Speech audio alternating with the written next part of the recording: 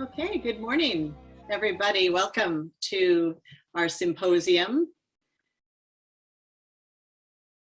the day 2 of a 3-day gathering, the Unbounded Classroom, Democratic Teaching, Learning, and Research. Thank you so much for being here. And for those of you who were here yesterday, warm welcome back.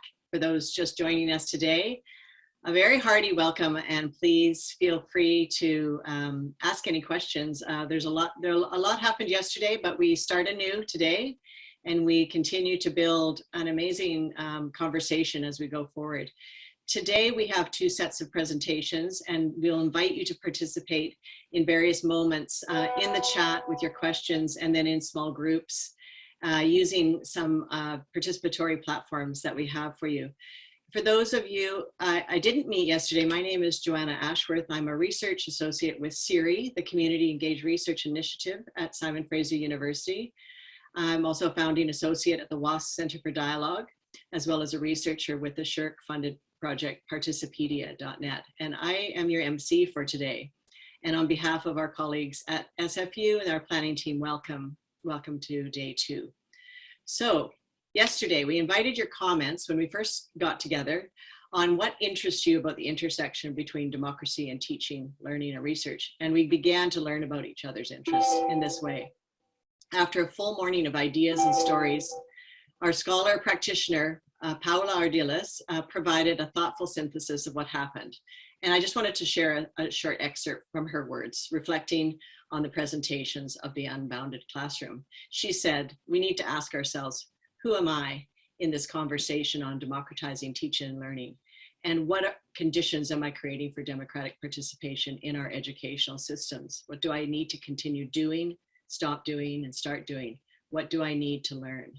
So I will add to this by picking up on the video we saw yesterday, Didiri, about deep listening that Brenda Morrison shared with us. And today it will be important to practice deep listening and to allow ourselves to be disrupted, and to take and consider deeply how working on the hard stuff will require us to stay present, alive to the possibilities of new ways of being and doing. And we heard yesterday about various presenters' thoughts on democracy and the state of democracy, and a strong message was that it is a foundation for equality, justice, and respect, and to face differences through civil discourse. So I am really thrilled that we're starting off in such a good way, and I want to hand the reins to Brigidi, who will moderate the first conversation on equity, diversity, and inclusion, and democracy, how we make those connections. B is an educational developer with the Center for Educational Excellence and so much more. And I will turn to her to introduce herself and the panel that she is moderating today. So good morning, B, and over to you. Good morning, Joanna. Thank you so much for this introduction, for welcoming us, for holding this space. Thank you, Colleen, as well, doing a lot of work in the background. It's so important, and everybody needs to be visible in this work. And so I want to say bem-vindos a todos. I want to say welcome, everyone. Bienvenue, bem-vindos. And I want to wish you a good morning. I also want to say I go by Brigidi, and I'm here today to be a moderator to the conversation of VDI. Yo soy una mujer latina, and I'm also a mother scholar. So you see there's a photograph of my children, my young kids. And I was born and raised among dictatorship systems in South America. And so my first learning about democracy came from my mentors, and they are my parents, my grandparents, my siblings, my aunties, my cousins, and various communities with whom I first mobilized and organized in my life and the world outside of academia. And so standing and showing up with my communities is the foundation of my lived pedagogy. And I am also a first-generation student and educator, and I'm very grateful for all the learning students shared with me along the way. And I have mobilized in several participatory budget processes in Latin America. I have been involved in the theater of the oppressed. I have taught in adult elementary education and high school programs through conscientização. I was trained in Paulo Freire's pedagogy, and I've been involved in student-led social movements, such as the World Social Forum 2001, 2002, 2003. Currently, I am an ancestor in training, working for a world 7 generations ahead of me. And for the context of this session on democratic participation, inequity, and diversity and inclusion, I would like to honor the words of Ailton Krenak, an indigenous thinker, organizer from Latin America. And I will ask, please, Colleen, to be able to put Krenak's word slide projected right now, which is the next slide, please. Thank you. So that's Ailton Krenak. And then I quote, think of our best established institutions, such as universities or multilateral organizations that emerged in the 20th century. The World Bank, the Organization of American States, the United Nations, the United Nations Educational, Scientific, and Cultural Organization, UNESCO. When we wanted to create a biosphere reserve in the region of Brazil, it was necessary to justify to UNESCO why it was important that the planet was not devoured by mining. For this institution, it is as if we were enough to keep only a few places as a free sample, end quote. And so Krenak tells us that even the institutions with the most social actor voices, including universities, are enabling mining over indigenous lands. And what if they are disabling instead? What if they are disrupting it instead? And so if we talk about democracy in the context of EDI, then let's sit with the notion that democracy does not mean racial equity. Neither does it mean equal power balance, nor does it mean approaching society from perspective rather than Anthropocene one.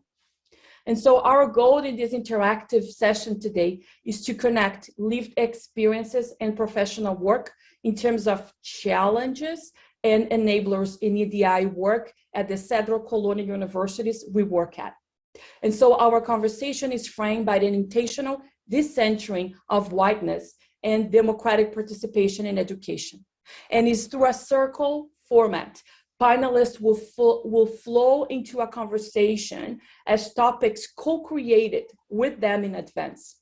Participants are invited to practice deep listening and self-reflection, including but not limited to their own power and privilege in their life, work, and current roles. The conversation will lead into inviting participants to join a small breakout room and where they're going to have an interaction with an opportunity to debrief in small groups and prioritize either one question, one comment, or a story in their group to bring back for the closing of the session. And so these are wonderful, powerful panelists today who introduce themselves with their personal stories and the ways it connects to their professional lives in the work of VDI. And so as an educator myself, I invite you to sit with Bell Hooks' powerful words from Teaching to Transgress when she shares why she came to theory. And I quote, I came to theory because I was hurting. The pain within me was so intense that I could not go on living. I came to theory desperate, wanting to comprehend, to grasp what was happening around and within me. Most importantly, I wanted to make the hurt go away. I saw in theory then a location for healing, end quote, Bell Hooks. Why did you come to this work, Paola, June, and Sume? So thank you so much.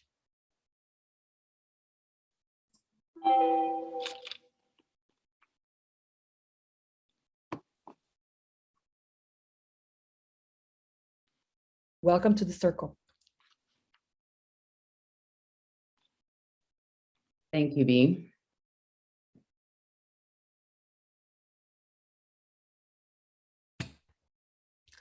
And so I'm hoping that the circle is now being pinned with Paola, Sume, and June.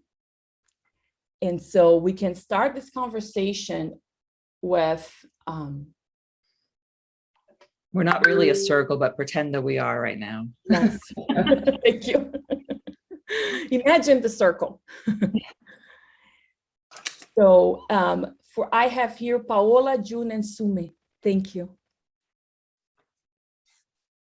Okay, so that's myself up there. I guess I'll get started. It is a little strange when you see your face right up on the screen when you're here. So I'm over here, but I just wanted to start the introduction with some gratitude for everybody showing up today. And in particular, I wanted to say that just really grateful for the session that we had yesterday and the chance to weave in the themes today and tomorrow. Because they're all interconnected. And I think that that's one of the things that I would like to highlight is our interconnections, both in terms of the work that we do, but also in terms of these themes that we've been talking about yesterday and will continue on till tomorrow. I'll start with an introduction based on the question that I posed at the end of the day yesterday was, who am I? And so, to start there, it's complex, as we all, I think, are really complex individuals coming from really diverse histories with different layers. And so I'll share a piece of that today. I identify as a forced migrant, cisgendered woman who lives here on stolen, unceded Coast Salish territories, including the land of the Squamish nations, Musqueam, and the Tsleil-Waututh nations, as well as other Coast Salish peoples that on the territory that we live in, because as you all know, the geographical boundaries are not as they were lived through before, but have been designed in certain ways. So I just wanted to kind of keep that in mind, because sometimes I am in other territories, depending. Today I am sitting here in East Vancouver. I also wanted to say that where I come from is the womb of my mother. My mother, Patricia Gamboa, was a very influential person in my life. Unfortunately, I lost her a couple of years ago. My mother was my mentor and my best friend. And so it's been a very hard loss. And I still get emotional when I think about my mother and the impact that she's had on my life. But there's some particular things about my mother that I wanted to say before I continue. One of them is that she was an educator. She was studying at the University of Chile when she was pregnant with me. And it was during the times when Paulo Freire was actually writing the Pedagogy of the Oppressed. And so she always teased me that I learned about this work when I was in the womb. So it was something that was completely implicit in who she turned out to be as an educator. And then interestingly, who I turned out to be as an educator, because that wasn't my plan. The reason why I call myself a practitioner scholar is because I was actually studying and worked in public health policy and education capacity building work. So I wasn't planning on being an academic. And yet here I am. So one time my mother used to come to my classes, and she came to an early class that I had at SFU. And she was like, Paola, you teach exactly the way that I teach. And I said, well, yeah, that makes sense, because I grew up with her teachings. And so even though I didn't have, the benefit of even reading or learning about Paulo Freire during my childhood and even later on in my life, I discovered many, many years later. But those critical ideas around, especially around, I would say, around sharing power in the classroom and having that role of as a facilitator in the classroom. So it's interesting because my title is I'm a senior lecturer, but I don't lecture. So those are the kinds of interesting things that I've come across in my time in academia. But also my mother was an activist. And so because of her political activism, we ended up having to leave country along with many other refugee families during the time of the 1973 military coup. And so we came to Canada with a lot of trauma. And there was a lot of pain, but also there was an incredible hope. And I think that the word critical hope came up yesterday quite a bit. So my mother, being the activist who she was, had me on the streets marching with her since I was 7 years old. And I've continued to march, and right up until the last, I think the last march that my mother and I did together was going up Burnaby Mountain, marching against the pipeline development. And so this is the woman, that she was. And then this is who I learned to be through her example. And so I can't really separate myself. And this is part of the reason why I'm in this conversation. I don't have an EDI title or a role, but this is the work that I do because I don't have a choice. I have to do this. I have to do this for two reasons, because honoring who my mother is and also my history. Our people in Chile were also colonized, as you well know. There is a deep, deep problem around same issues that we're facing here around the theft of land and the extraction of resources and the death of many of the Mapuche, Aymara, and many of the other nations.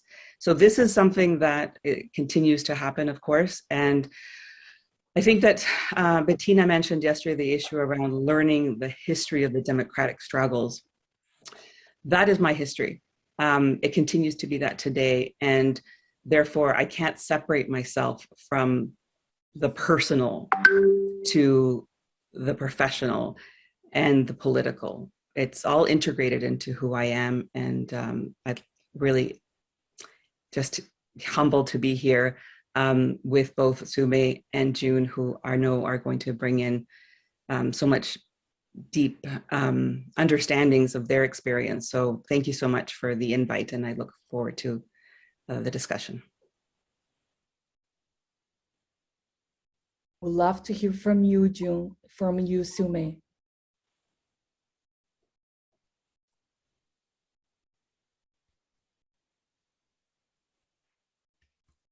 Thank you so much, Paola, for sharing so much about your story and your mother and your And Sume, thank you so much for what's about to happen too.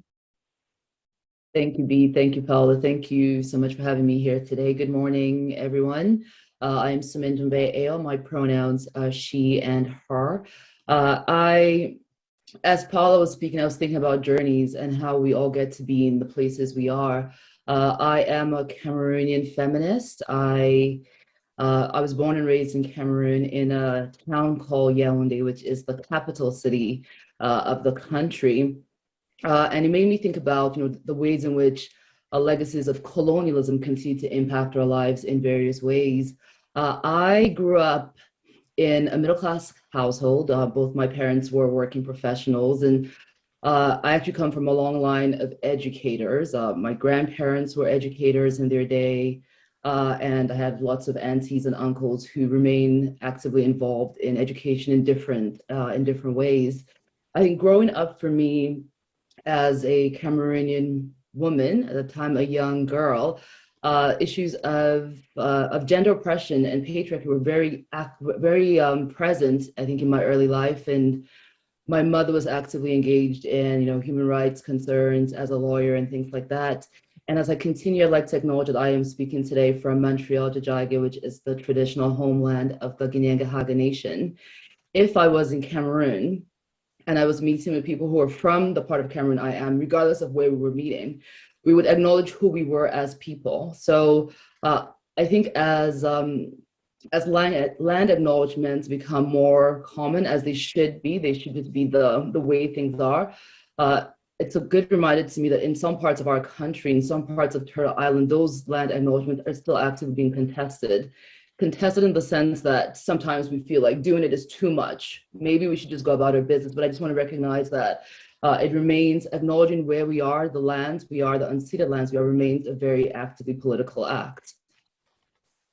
I have spent 20 years in Canada. I moved here as an international student at the University of Toronto, so spent about 18 years in Toronto, which is the traditional homeland of the Mississaugas and other Indigenous peoples. I think my coming to Canada was really acutely punctuated by this sense, by different forms of injustice. And I think for me, concerns around racial inequity became more primal, and particularly because my presence and my experience has started very quickly to be filtered through this lens of Blackness. That's how the world saw me, and that's how the world expected me to respond to it, regardless of how Blackness was constructed in different spaces. Part of my graduate training is in public health, and that included a focus on global health. And I think in that context, distortions of Africanness were even more prominent. And I think global health in academia, global health international development remains one of those places where colonial relationships are very, very acutely present. So I think throughout my graduate training, and as I was engaging in concerns around, things like HIV, both in Canada and in parts of Africa, I just started to just get this very clear sense that for me to continue in this work, which was deeply personal, one, I refuse to see myself or experience myself through a lens of trauma, because that's what the systems constantly demand, that we tell stories of pain and trauma. And what was left with me was Ardiles' quote, where she says, "If I didn't define myself for myself," sorry about that, where she says, "If I didn't define myself for myself, I will be crunched into other people's fantasies for me and eaten alive." And so in my work, I actively try to come with this sense, which is a sense of being whole, and engage with people in the same way. Thank you, B.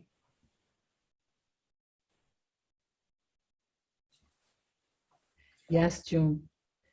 I'm looking at you in the circle. I don't see my slides, so I was just waiting. Okay, thank you very much. I'm glad to be here this morning, and especially on the panel with the panelists that I share the stage. If it's a stage, I hope it's a circle, and I hope I'm on a banyan tree or something. But nonetheless, I appreciate being here.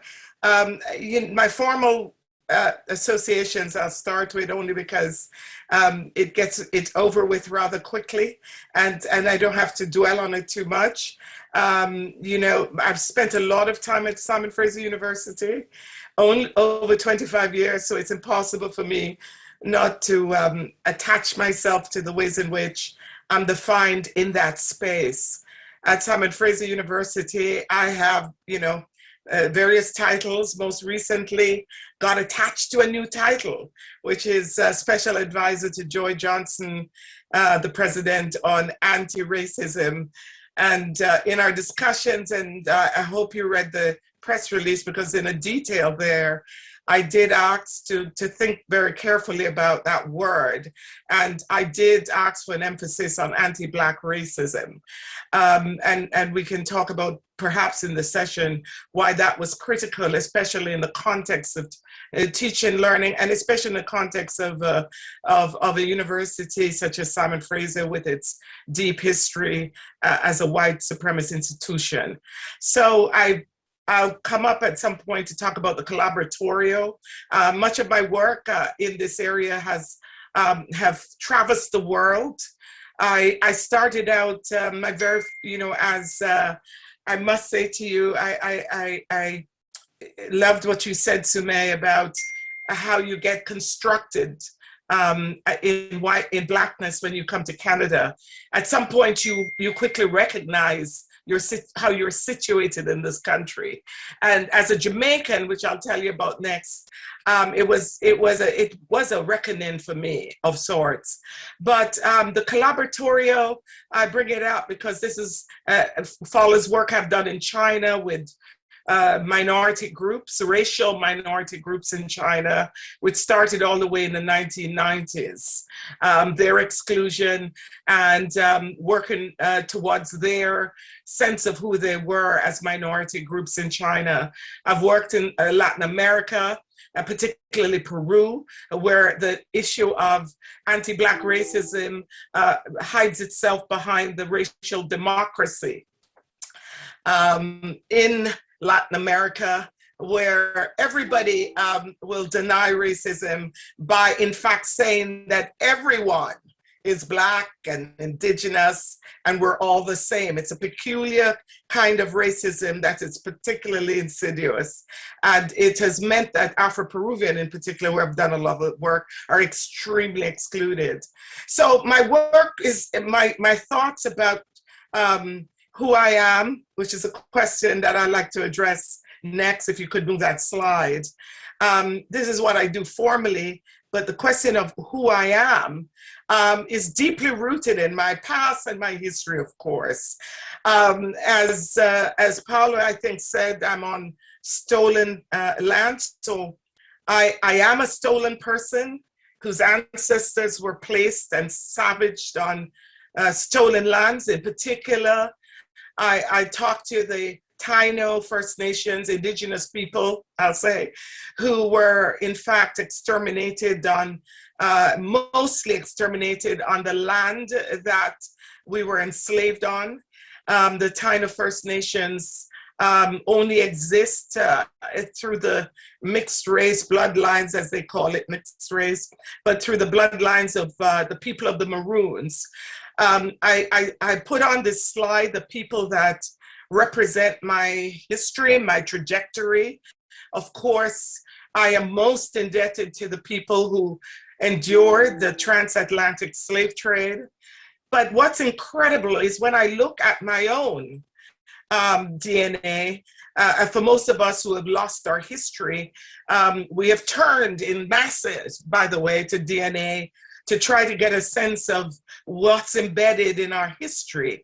And I see in my own history at least 5 African territories that I'm part of. And why is that important? It's important because it reflected the very way in which colonization and enslavement worked.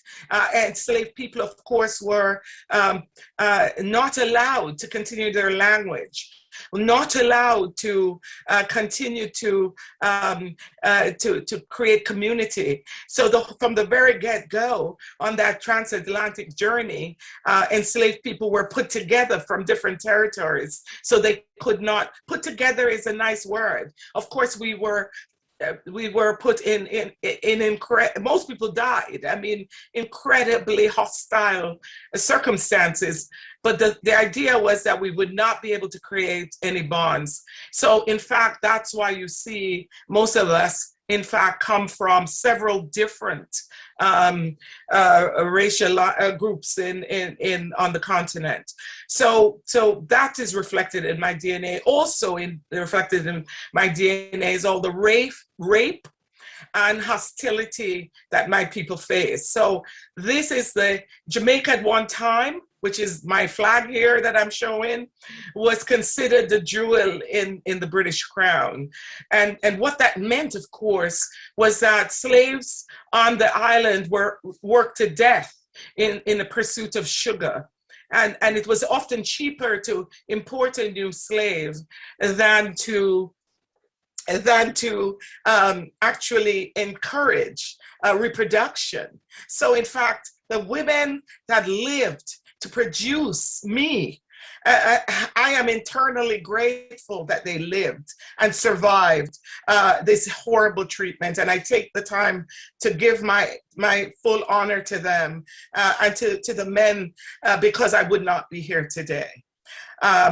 I show you the woman in the middle who is the nanny of the Maroons because I owe my heritage as well to the resistance of slaves, enslaved people. And she never, ever became enslaved by the British.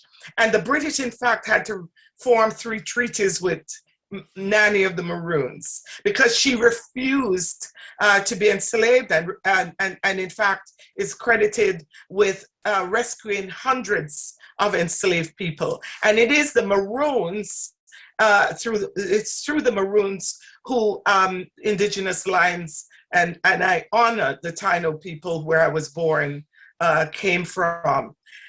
I also show my grandmother and my family. I am that baby, the last child of 7 children, okay? I was what Jamaicans call the wash belly, the wash belly. So I am the wash belly, and that's a special status in Jamaican society. And so what I must say as well is my father, who you see here, was one of the first, perhaps the first Black journalists in Jamaica to make it to a senior, to become a senior editor at the newspaper. I will also share, now that both of them are gone, a secret, which is that when my mother, who you will, is the woman holding me above, because of her light-skinned nature, she was the one who had to go to the newspaper to get the job for my father.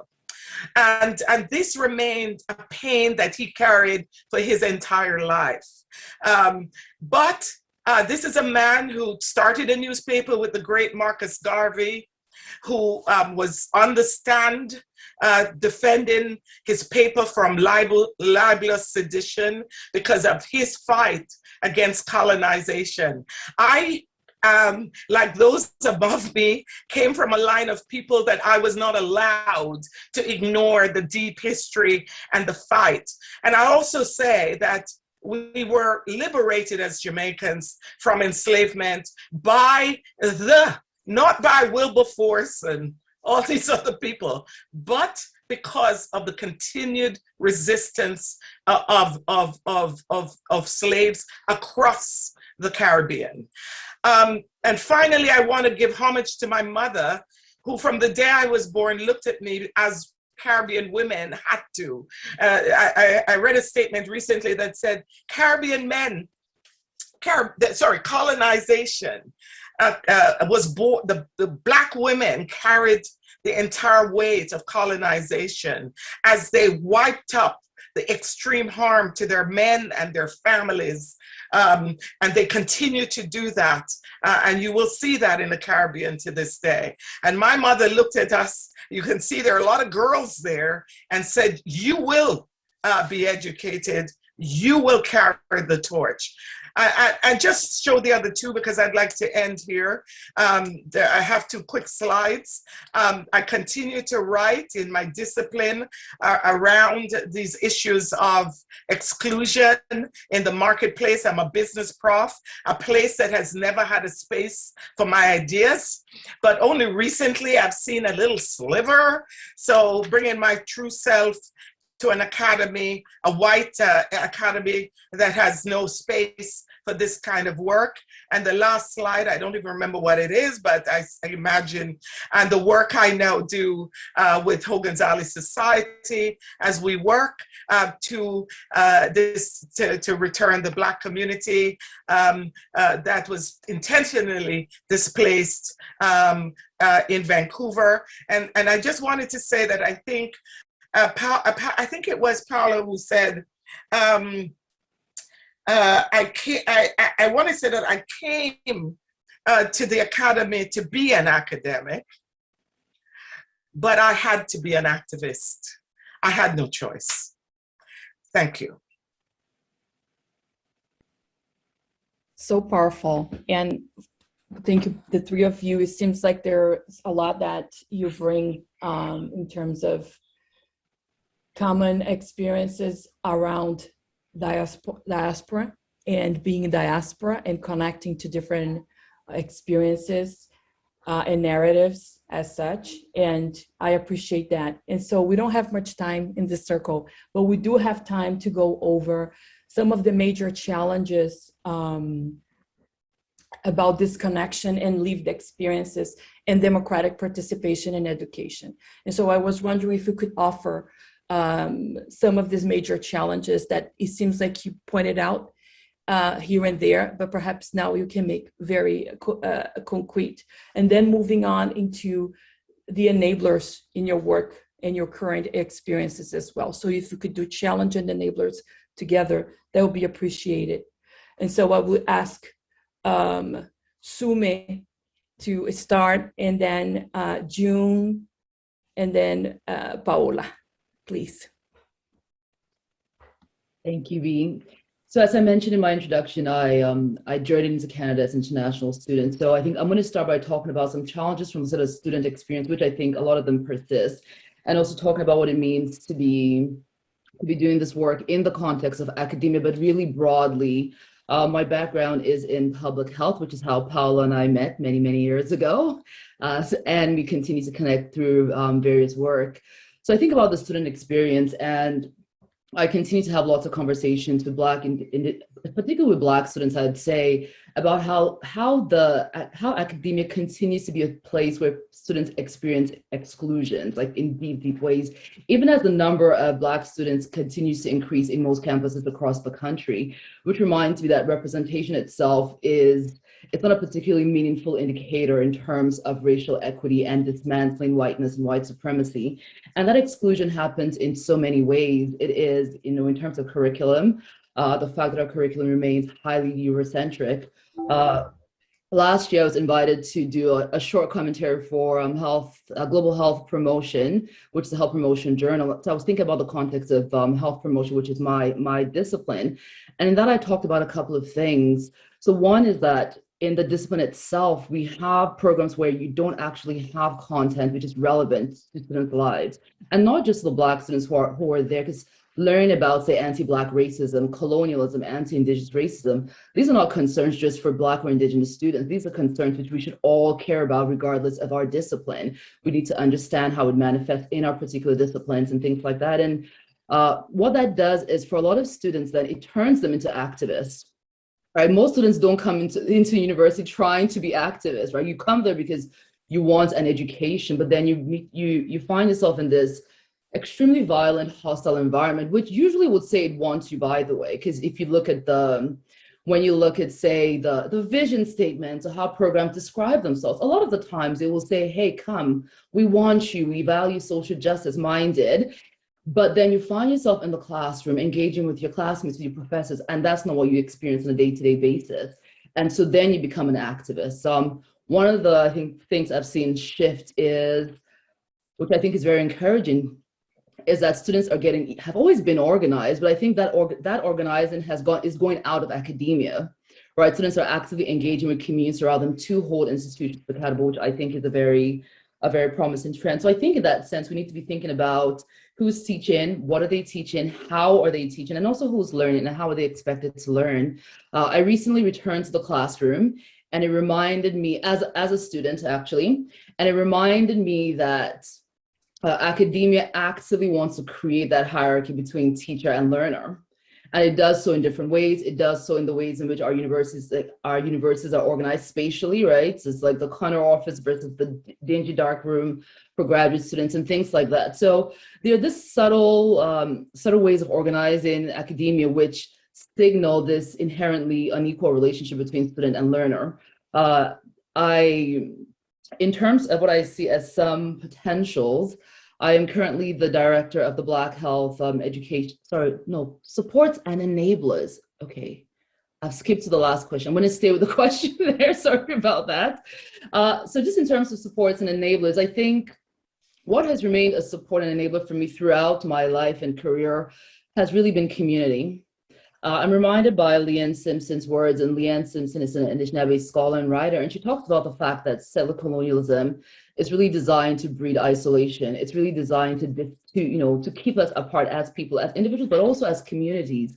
And so for me, I've always found community to be the biggest support, and I use community to mean people who I have a shared vision of the world, and that's a vision of the world in which we can all actually benefit and thrive. We do live in a world which is abundant, which is full of resources, but then in academia and in other parts of the world, we continue to act like we don't have enough resources. So this myth of scarcity shows up consistently. We're forced to compete with each other. It's about the grants, about the publications. So finding ways to build community so that we're not working in isolation, for me, has been really critical. And one of the ways I've been doing that is through a couple of years ago, and doing work with public health organizations, was thinking about Black and Indigenous solidarity. And particularly because this was about, say, 5 years ago, and like other institutions, in response to the Truth and Reconciliation Commission reports, public health as a discipline and as organizations were thinking, okay, how do we respond to this? And in that, there was a lot of people were being disappeared in that conversation. Communities, as usual, were being pitted against each other. So you have to justify, why should we focus on anti-Indigenous racism? you had to make this long case for it. Why should we focus on anti-Black racism? No one wanted to hear it at the time, actually. And so recognizing that we're all being put in these spaces where we were going to be forced to want to compete and also to relate to each other with whiteness as a mediator. So I started to think about, okay, how in collaboration with some Black and Indigenous colleagues, how do we come together in the space where we can, one, learn from each other and start to develop strategies so that when we're in these situations, we were not competing, but we're finding ways to stand with each other while letting each other do what we needed to do in our separate tracks, but when necessary, coming together and standing in solidarity. And so I think that remains work which is critically important. I think self-learning has also been a big support for a lot of students who are going through formal education. You don't necessarily find the critical ideas which you may want in your own discipline. So I think for me, throughout, being able to reach outside of my formal discipline of training, that's really, I'd say that's when my most critical learning and education happened. It didn't happen necessarily in a formal classroom. I got some really useful things in the formal classroom, but usually not from my own discipline. It was usually when I ventured into, say, a history class where the professor was talking about the history of African women in the 20th century, or into a social justice and health class where the professor was talking about HIV/AIDS and women in sub-Saharan Africa. So I think as learners, and I am currently an assistant professor at the University of Toronto, I still consider myself a learner and an educator, and I think that's something which just maintaining that constant practice has been important. And on a very personal level, I would end with saying, it's also like a refusal to see myself as through my role, my professional role or title, because those things come and go. They come and go, they change. And I think just staying true to, the values and those beliefs and courage for me has been critical, knowing that doing this work in any institution in this particular context, the context which is deeply colonial, which functions through values of white supremacy, patriarchy, and the like, is a risk, right? It is risky business. Even as universities continue to have the policies and the positions, it's still risky business. So I think courage has been really critical for me.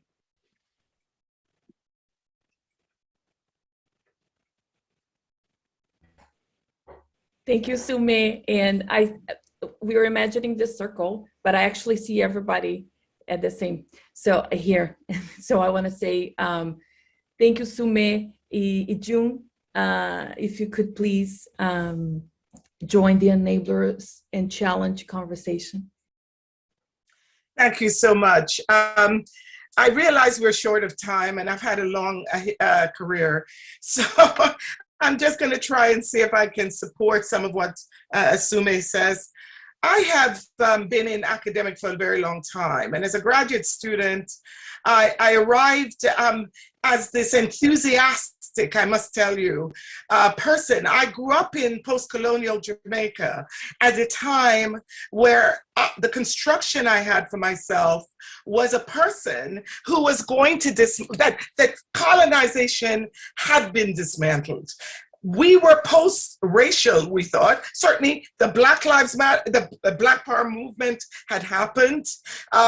We were wearing our dashikis. We had changed our colonial names. We thought it was done. We thought our generation was going to step into a space and reconstruct it in a different way. Bob Marley was already telling us that we needed to emancipate ourselves from mental slavery. None but ourselves could free our mind.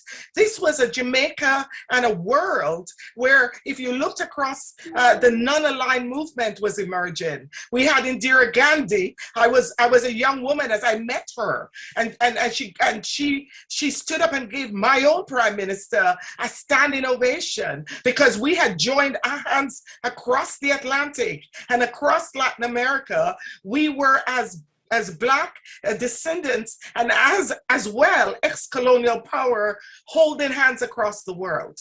So that's a world I emerged from, a world deeply, and so I thought I would just come into academics and carry on this conversation. And I entered a space where people looked at me as if I was some strange human being. I remember, first of all, going up to UBC to enter into, I thought, oh, I was working here. I'd had I'd gotten the best job out of the university as a graduate student. I was on top of the world. I was a marketing person at Procter & Gamble, right? So I had this initial idea that this world was ready for me. Of course, I learned along the way that it wasn't, but I'll just pick on a few experiences that I think solidifies the ways in which this academia, of course, was a construction of white secular society and the colonial context. The education I had was intended, not by accident. It was constructed to impede and to colonize my own mind. Right? I can tell you, and I'm going to come back to UBC, but I can tell you every Wordsworth poem in the sun. I can recite to you the cities of the UK. Of course, they also carried every one of their cities to every colony they could find and imprinted it there as well. Our universities were intended to make us obedient to white secular ideas. It is not a surprise, therefore, that the ideas and everything that's constructed in the pedagogy is in fact valorizing white ideas and theories. And when Black people actually try to write anything like Crenshaw, you see until recently that gets disguised. If you look at adult suffrage, everything in academia become white-sided. And let me go back to UBC, because I'll just give you a quick journey here. I go to UBC, and the woman who meets me immediately starts telling me that academics in business is really, really hard. Now, I graduated with a first-class honor at the top university in the Caribbean at the top of my class, okay? I saw myself as what I was told when I left, that I was going to be the brilliant person coming out of the university. And here I faced the indignity, and if I break down, of realizing for the first time, I remember convincingly that this was a space I did not belong in. She looked at me and she said, I think you should do another place where it's going to be easier for you. It took me a while to understand it, because I kept, you have not asked me for my resume. You have not asked me for my transcript. What are you talking about? Well, that would then characterize my entire experience as an academic. I did not truly belong, right? I was not the brilliant, I was always typecast as, oh, she's brilliant, but of course somebody else would get the chair, okay? So my experience as a PhD student was told, do not do research on your own people. Businesses about Black people don't matter. You don't matter. Is what you say when you do that. And so I had to fit into the scholarship, of course, find a conversation, a white conversation, important people, join those. And if you can squeeze in a couple of background theory, great. At Simon Fraser University, I was the unofficial advisor to more Black students than I can share. There was no capacity here. There was no capacity because none of the theories, none of these students were being told, prove that racism is a factor, prove that you put this in your research. If not, have it as one of those other variables over there. As I came into the classroom and I started to teach my own courses, of course, I did not teach the class that everybody else taught. And to this day, as I recently finished my last course with the Indigenous program here, you know, decolonizing was obvious for me.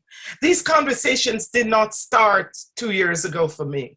They started when I entered a space. If you think about Queen's University that excluded Black people, that McGill University still holds the name of a slave owner.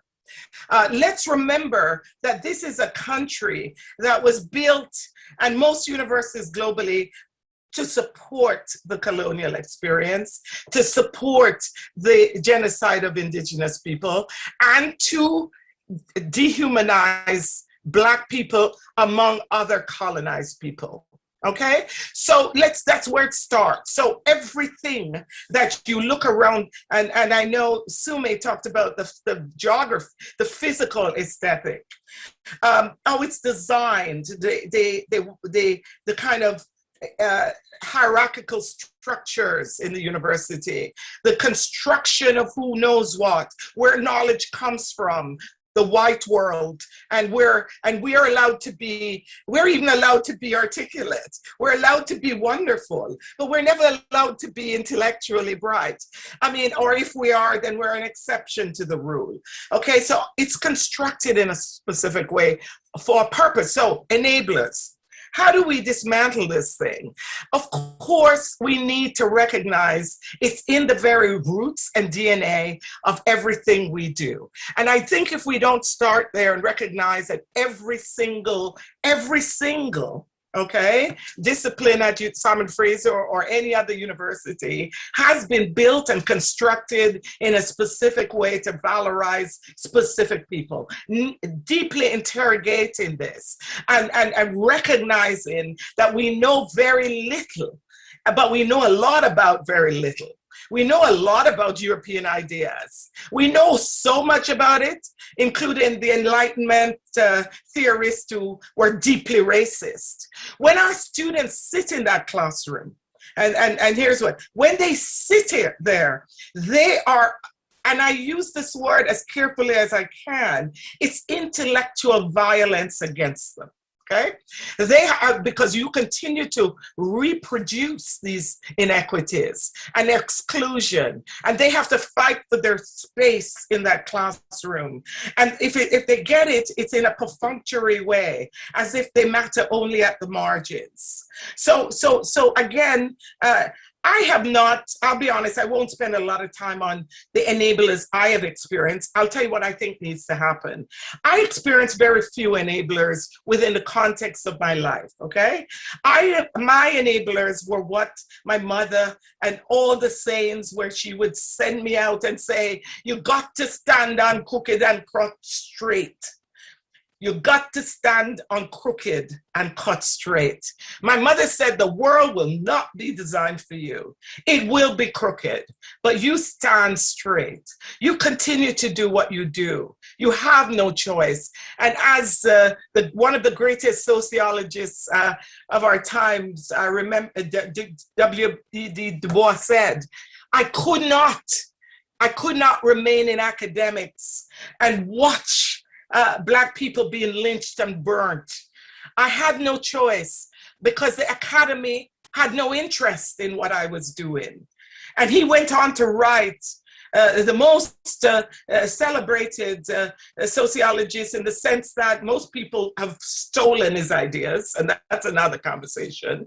But he went on with a Harvard PhD. The man stepped out of academics, okay? I continue to say the academics, the pedagogy, the world that Du Bois was in has little changed. And whether it's for indigenous people, whether it's for Africans coming from the continent, from the Caribbean, from people who were born here as settlers from Salt Spring Island and who came here as slaves and continue to live in this country, whether it's South Asians, Latin Americans coming to this country, they are experiencing exactly the same, Arabs, wherever you look, the same classroom, valorizing the same people with the same approaches and excluding and erasing the others that I'm a part of. Thank you. Thank you, June. Y Paolita, ahora puedes comentar. Okay, I'm trying to think of ways to build on, because I think that there's many threads that are very important in terms of Sume and June's responses to this question, which is obviously very complex. And I think one of the things I wanted to highlight is kind of this work isn't static, so it continues to evolve in different ways. And so the way that I'm showing up today is different than when I showed up 5 years ago. And that's because also the political context has changed. And so I kind of wanted to bring that into the conversation, because I think that, June mentioned the thing about serving as an advisor to many, many students. And I think that this, for me, highlights the issue that we found. We did a report recently around how to support and strengthen community engaged education at SFU. And in that report, many of our Indigenous, Black, and racialized students said that they didn't feel that they had someone to go to. They didn't feel that they had representation, whether it was in the governance structures of the university, but even in the classroom. They didn't feel that they had somebody that they could trust, that they could actually have a conversation about how some of the discussions that were happening in the classroom were impacting their own mental health, their own well-being, because as we are studying issues around, for example, the experiences of disability, how does that conversation land for the person that's sitting there that might have an invisible disability? How does it sit when we're talking about conversations about the impact of structural racism in a certain community, when that person might not feel in the classroom that they have a voice? So this whole idea of creating democratic participations in our educational system goes back to what June just stressed, and what we mentioned yesterday, is that we need to keep in mind always that these educational systems, I think we talked about it as an ecosystem, were designed in a very particular way that leaves voices out. And not just in a way that it happens through, like, if you look at the higher up governance structures of the university, and Genevieve pointed to that very well yesterday, in terms of the concept of our higher level institutions don't represent the student body. But in addition to that, the students don't feel represented in the ways in which we do the work. And that's because of again, the colonial ways of actually our pedagogical approaches that don't resonate. And so I think that that's one of the things that, when we think about who does the EDI work at the universities, it's so much invisible labor, and so much gendered as well, because there's a huge piece of that also came out in our report in terms of who's actually doing the work. And I have to tell you, I have to be really honest, this work is exhausting. So when I get asked to go onto EDI committees, I say no. And the reason why I say no is because I'm already doing this work. I'm doing this work every single day, and I don't need to go on a committee to prove to you or to anybody in the university that I'm doing this work. Why? Because what matters to me ultimately isn't my class evaluation from my students. You know what it is?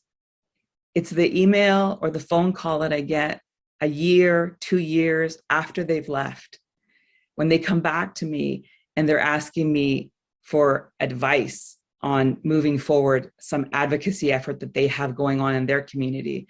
Or they come back to me to say how grateful they were that I actually listened to their stories. That, for me, is the reward of this work.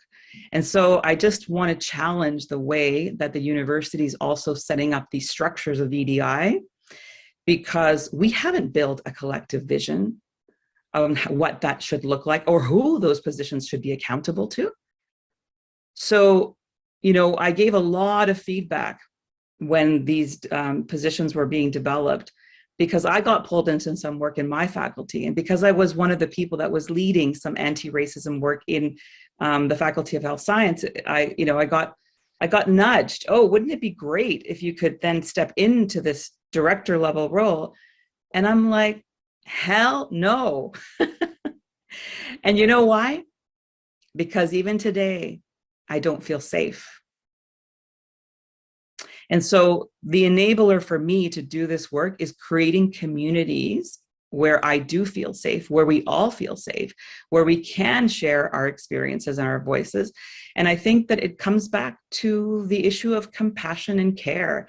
And I think that we need to be working in a system where if we actually are really trying to build inclusion, then we need to honor each other in a way that, back to what Sume said, I think is very, very important. It's how do we build solidarity instead of competing against each other?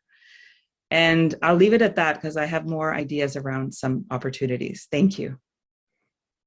Wow, thank you, Paolita and Sume and June. And so I'm gonna put on the chat the closing remarks of this conversation, which I hope it's a closing opening. Yeah, so it's the words I want to bring to the center, the work, of bell hooks as we open and then continue. The classroom, and I quote, "The classroom remains the most radical space of possibility in the academy," end quote. Bell hooks teaching to transgress, education as the practice of freedom. What are some of the possibilities in your practice? Let's start with June, Sume, and Paola. Thank you. This is the regenerative part, and I love it. This is a generative part. And I just love being generative because, in fact, although I spend a lot of time articulating, problems, it's not my nature, right? I'm constantly, since the time I entered academics, trying to find ways to create this kind of classroom, one where I sit in the seats of my students and try to think through. I think it's exhausting. First of all, I must tell you, because in my own field, for example, I have to first, most people who come to the business school, I'm in one of the toughest places, right? A couple of years ago, I got a complaint that was written to my associate dean that they don't know what Black Lives Matter has to do with their classroom, right? So I enter spaces of whiteness or white valorization, and our students, all of them, Black, Indigenous, have been taught that they want the white person business degree, right? They want the one that gave privilege to whiteness because they want privilege too. Why wouldn't they? Why wouldn't they? So they've suddenly arrived at university.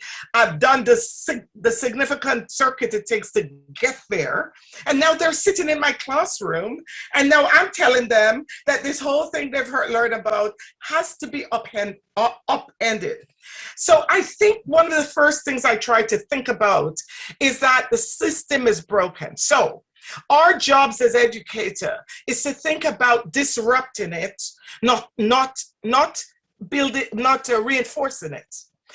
Keep that in mind, disrupting it, right? So whether it's a theory that you're teaching or an idea you're bringing, first you think about, ask yourself some questions. Who wrote this first, okay? Whose voices aren't in this book or in this article? Who often you'll find that these ideas emerged from some very different places, okay? Whose ideas are not, assume they're not there, right? Assume they're not there because they're not. And because we have been so tutored into a certain style, everything. So I am a storyteller. I come from people who say, I'm going to say this to say that, okay? Say this to say that. And if you're as a Jamaican, you're going to have to put up with me because I deeply believe that pedagogy is about understanding. So here's what I have to do in the business school. I have to give them the white colonial version. Okay, so I give them a list with numbers and abstractions and whatever is in the book. Okay. Because I'm trying to get my students engaged with something else. Then I take that and dissect it and decolonize it.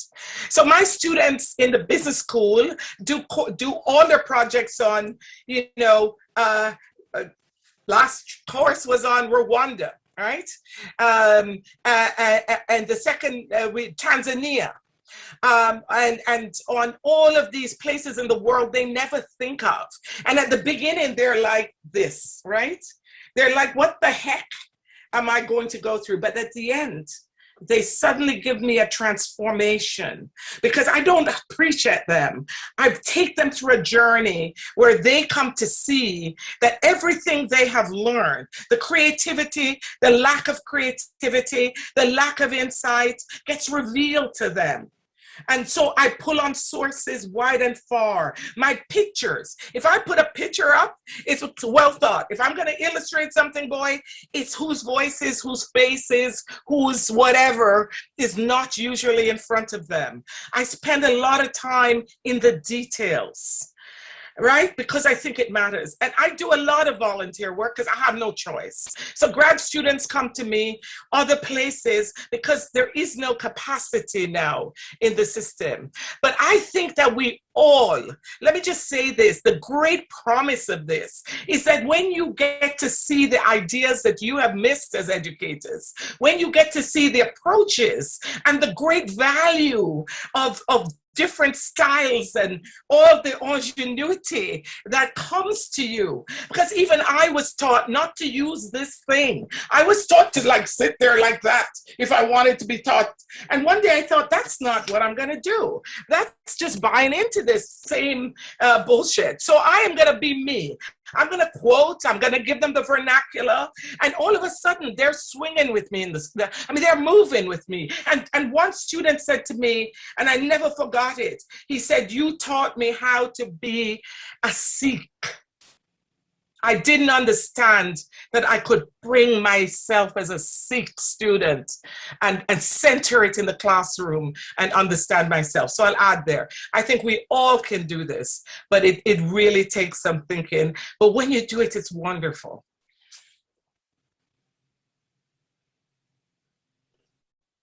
Oh, thank you so much for that, June. And Paola, you were saying we can take this conversation in so many different ways. As I think Junior was speaking earlier, I found myself looking up the lyrics of Sade's song Immigrant. So check it out, people. Sade's one of my favorite artists, beautiful song. It just talks about how, place and space, how we come to understand ourselves in different ways. Okay, possibilities. So I love bell hooks, teaching community. So in teaching community, she reminds us that democratic education is not confined to an institutionalized classroom. And so part of our job as educators is to make relevant what's happening in the classroom to everyday life. And for me, that really, it reflects my experience, because the majority of my educational work has not been in a formal classroom as an educator. The majority of that work has been really with people who are in organizations, in communities, trying to think about how do we do things differently? How do we design our programs, our policies in ways which are actually equity promoting and life affirming? And I think then the challenge is to make it relevant both for the micro and the macro. I want to share a little example of some work I did recently around whiteness, right? We're talking about whiteness here, but for most people, it's still a dirty word, right? It's not, well, even especially in EDI, we talk EDI, but we don't talk about whiteness. So this conversation is refreshing. And so that was really thinking through, okay, we're in public health. We're talking a lot about health equity. That's like, lots of health equity plans. I'm seeing head nods. But when you look at what's happening in communities, nothing is actually shifting. By nothing, I mean, people are still dying too early. People are still getting sicker than they should. So really, at the end of the day, our policies are not doing what they claim they are supposed to do. In every sense, our policies and practices are non-performative. They don't do what they say they're designed to do. And so starting to think about, okay, if we flip the script and stop talking about what needs to happen in community, shift the gaze, right? As Toni Morrison says, okay, don't forget about them. Let's think about what are we doing within the systems which is harmful and detrimental. And so through some work with NCCD, just really trying to create some spaces, right? Spaces where you can give people the time to go through all the questions and all the emotions which naturally come up when we do this work. Going back to bell hooks, and I go back to this when I get really annoyed as I'm doing this work, is she reminds us that if you want to see change, you have to be willing to teach.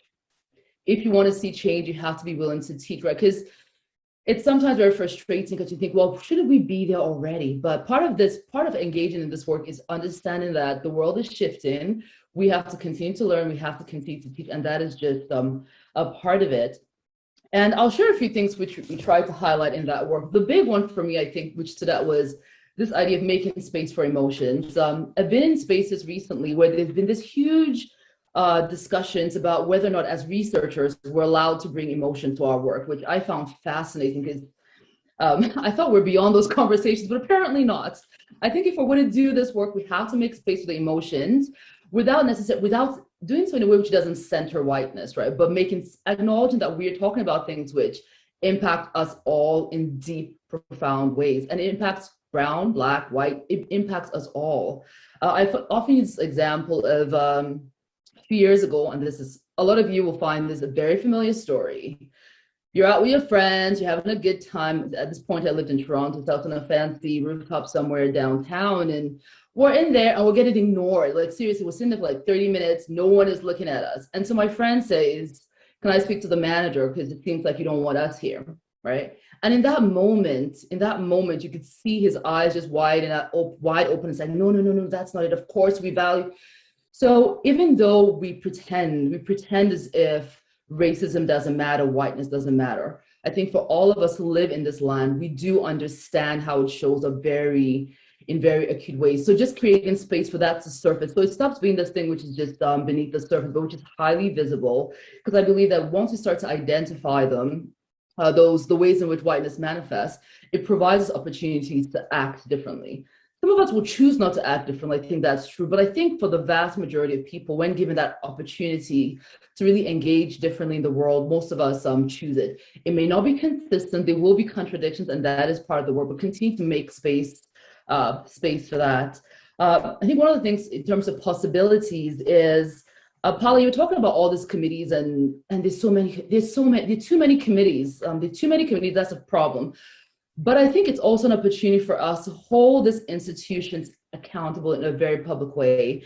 And as someone who is in health, I came into this really thinking about what's going on with the Canadian Institute for Health Research around Kari. I think the ways in which, and I sit on a committee, I sit on the CIHR Anti-Racism External Committee. So as a member of the committee, and even as just someone who is in health, I just think the ways in which CIHR was handled that was just completely wrong.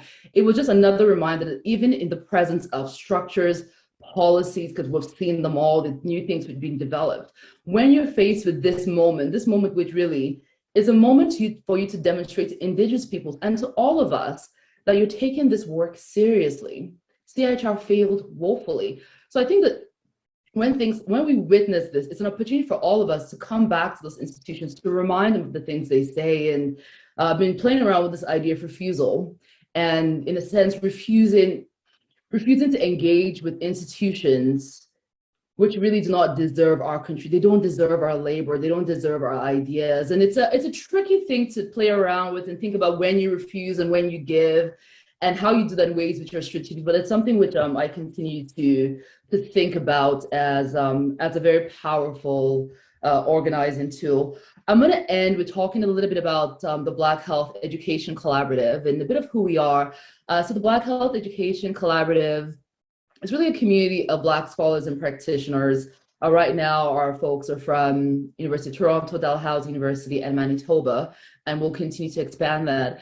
And we launched officially, I'd say in September or so, but have been meeting over the last year or two to think about, in the context of medical education, of public health education, of health science education, how do we bring a very consistent and critical focus on anti-Black racism and Black health in the curriculum in a very formal way? And so really bring in, trying to disrupt ideas of race as biology, which scarily enough in the health disciplines is still a very strong way. If you think about pedagogy, people have been taught this really strange relationship between race and biology, which we know do not exist.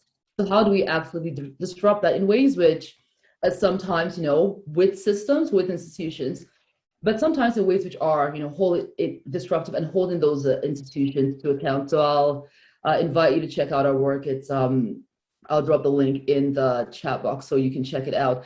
And our vision really is that over time, if you are, say, graduating from one of the 17 medical schools in this country, you will be asked to actually know something about Black health and about Black well-being, what supports that, right? So that becomes part of the exam. So it's no longer something which is optional. Because I think a lot of the times work on social justice anti-oppression and anti-racism, on equity, remains something which people can opt out of if they think it's not relevant to their lives. And for most people with privilege, the default is, this is not relevant to my life, so I will not spend time really learning or thinking about it, or think about how I teach about it. So really trying to think about it in a very systemic way, and doing so in partnership with communities across the country. So really bringing community voices into the work we do. And do that in a way which is not trying to like perform pain or anything, but doing that in a way which reflects the reality, but also reflects how communities are resisting and creating different notions of health and well-being, even within the health system, which remains, again, a highly violent, highly oppressive place. And we have all seen the videos, we've all heard the stories, the way to many of them. And so our hope is that over time, we hear different kinds of stories, right? We hear stories of, I went to see my doctor and oh my gosh, you cannot believe how great they were with me. Because that's what we all want when we go into a health encounter.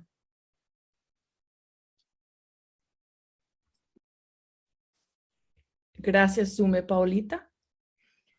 Wow, there's so much amazing things to build on. Thank you so much, June and Sume, for your reflections here. I'm going to go back to something that trying to connect some of the ideas here. So I think that we've mentioned some of the institutional barriers, places of disadvantage and exclusion. And so trying to shift now, I really feel we need to have almost a paradigm shift of thinking about these ways of exclusion, discrimination, and labor, and then shift it to like, how do we support our community as a whole to flourish? And that takes a lot of work, but it really is not my job. And it's not Sume's job, and it's not June's job, or not B's job. It's everybody's job, right? So I think that that's one of the things I wanted to kind of stress around the issue of solidarity. The solidarity needs to be built from the ground up, and it also needs to be done with care. Because what happens is that when certain structures get built around this work in the university, it has the potential to replicate more inequities. So we have to be mindful of that in terms of who gets to do the work, how does that work happen, who gets involved, who makes the decisions, who gets left out of those decisions, and really importantly, who is accountable at the end of the day. So I'll share a really brief example of what happened in my situation. Because I was doing some of this capacity building work with my faculty, I was asked to sort of think about creating a structure around anti-racism work in health sciences, but I didn't want this position to report into the dean because I wanted it to be accountable to my community, and my community included my students, my partners in the community that I work with, and my staff, colleagues, faculty members. So the whole idea, I think, needs to be flipped. And because this work, if it's really going to be transformative, it cannot be the straight line going up to the president's office or even to the VP's office. And this is really challenging in a system, again, that has been created in a colonial structure, very hierarchical, where we're all competing against each other. And that was designed, again, as I said earlier, and as June said, and Sume has also pointed out, has been designed in a very particular way to exclude us. So I think that's really important. Now, in terms of ideas to think about shifting in the actual classroom, yesterday there was a little bit of mention in terms of how do we support students to be activists and get involved in civic action and involved in social transformation. And I just wanted to point out that that takes a lot of care and a lot of time. It takes time building those relationships. It takes time ensuring that we're going through the ethical steps needed to ensure that we're not exploiting the community partners. And sometimes I've noticed in my experiences that, you know, people might have really good intentions around doing this, but not necessarily paying attention to the process that's needed. And so I think that for my own experience, where it starts in my classroom is with self-reflection. It starts with a slowing down. It starts with journaling. It starts with understanding who we are, very much like we started this conversation. That's the conversation that we have in my classroom. Who are we? What are the different advantages and disadvantages that my social position allocates to me in this system, because yes, I am an educator, and I have privilege because I now have a continuing position. Many of my colleagues, including here that are on the line, don't. And so that itself is a privilege. So what do I do with that privilege, right? And so I think that that's one of the ways that I'm trying to shift, is like making sure that we have those uncomfortable conversations that were mentioned yesterday, but that we're doing it in a way where we're actually giving voice to different worldviews and also different disciplinary lenses that need to come together and interconnect. Because if we keep working in silos, this is my discipline, this is your discipline, it further divides us as the institution also divides us, right? So I think that's really important. And then I just wanted to share 2 examples. If you could put the slide up of these. So the way that I think that I'm most serving as an instrument or as a tool is by giving voice to my students and enabling them to be the ones proposing solutions back to the university. So that's my secret. I don't do it directly. I basically support my students to do it and look for the areas of passion that are really important for them. So both in the undergraduate and the graduate level, I use this equity-centered design approach, which is about understanding who we are, our own levels of power, our own levels of privilege, and the layers of oppression that we face. Really important.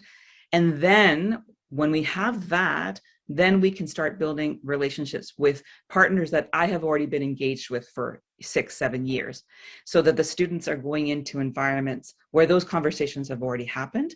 The community partners know what they're getting into. They also know the limitations that the students have. And I think that that's also very, very important. And so then students are then working with the partners. Sometimes they're on campus, sometimes they're in the community. In this case, these 2 projects highlight partners on campus particularly. I wanted to just amplify some of the voices. Terry Rudy is on the call right now, and so is Rosaline, who unfortunately is no longer at SFU, but they have both been part of these processes. So I don't do this work alone. I do it with my partners. And the partners that I have engaged across the university come from all different kinds of areas, because I think that that's the way that the students can then engage the different stakeholders. So what these students did on the left side is for a course where we're using the equity-centered design to solve issues directly on campus for these 2 projects. So because I come from public health, we're looking at it through the health and well-being lens. And so the first one is understanding that racism is a determinant of our health. And so what do we do to tackle racism on campus? And so these group of students were in my class last year, and they did an incredible amount of work reaching out to people across the university in different departments, people that were in strategic positions that were doing the EDI work, but also talking to diverse voices amongst the student body, staff, faculty, et cetera, and leadership around what did they see as the potential areas of improvement. So they put forward an incredible proposal. I'm so happy to share it because we have it on a website. So if anybody wants to see, they did a video and then they did their proposal. They did some incredible out of the box thinking of some things that we needed to be thinking about in order to support students on this particular area. And so I have tried my best to get this out into the different communities, and I really hope that somebody pays attention and somebody takes a look, because what I found is often the universities are saying, oh, but we don't want student complaints, we want student solutions. So here are some solutions that have been proposed that through some incredible research that they did. Also, they talked to different people across Canada that were already, well ahead in this area. And I just wanted to point out that these 2 actually arose in the classroom after that violent arrest of the Black young man that happened in that December 2020. And so the students were activated and they were like, what do we do? How can we do something? And how can we propose solutions that are both informed by the evidence, but also informed by the community? And that's what I love the best for this. The second example here is around campus safety, which has been a really hot topic. So what they did, they also proposed, these are graduate students that proposed a prototype But the prototype was that ended up resulting in that there's a lack of data. And guess what? The lack of data was because there was no student data that was informing the policies that were being created. And so they got together, they ended up speaking to one of the executives in the campus safety, and ended up getting some seed money to actually host a student survey that actually then resulted in this report. And so this is, I think, the opportunity that we have is by creating these opportunities for the students to lend their voice, and then they can enact the policy and structural changes. And so, you know, we see this all the time. I think our students in our particular university, SFU, are the ones that are leading the way. They are leading the way in terms of the social sustainability issues that need to happen around equity. They're leading the way in terms of the environmental sustainability. So I think that that's the key for me, is the opportunity there is figuring out how do we remove those barriers and how do we support them in, to continue to doing their work. And I think I'll leave it at that. Thank you. Wow. Thank you, June, Sume, Paola. If you cannot join me and put your hands together or your hands up or your hearts out and live up to this beautiful sharings here. I am truly honored and really energized by what you brought.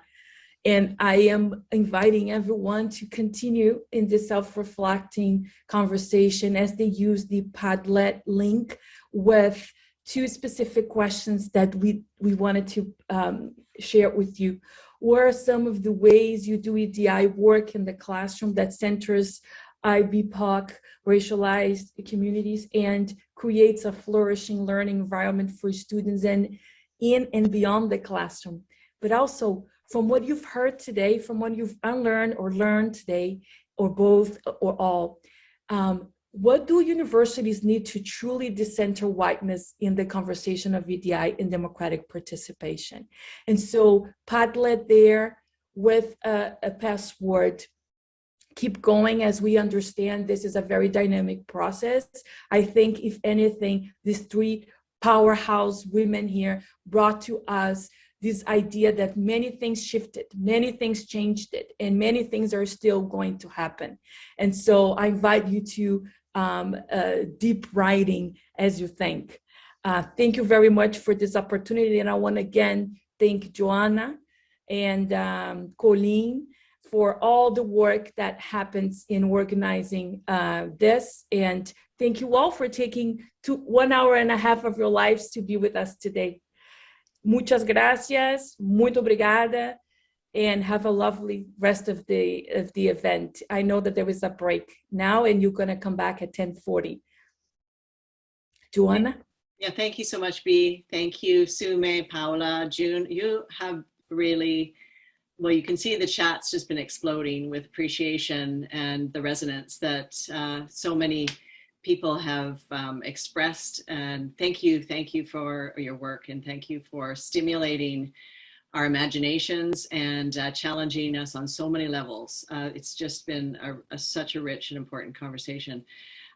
We, wisely did not break into groups, just simply because we wanted to, keep the conversation rolling with your circle.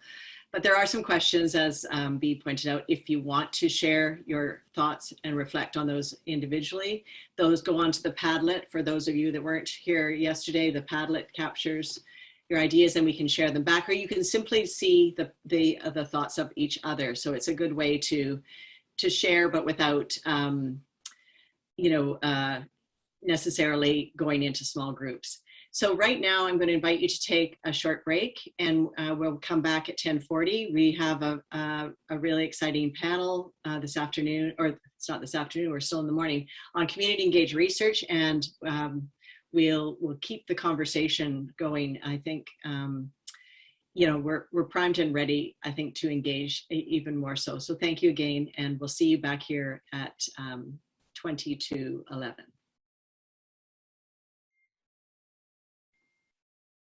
Good morning and welcome back.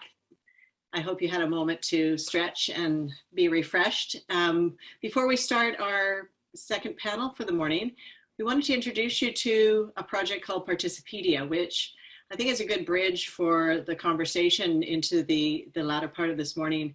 And Participedia is a global crowdsourcing platform, as you can see. It's a place where researchers, activists, practitioners, and educators, or basically anyone interested in public participation and democratic innovations can gather. And there's a rich library of resources here for those interested in teaching, using Participedia, using the cases and the resources that are available. It's got hundreds of entries.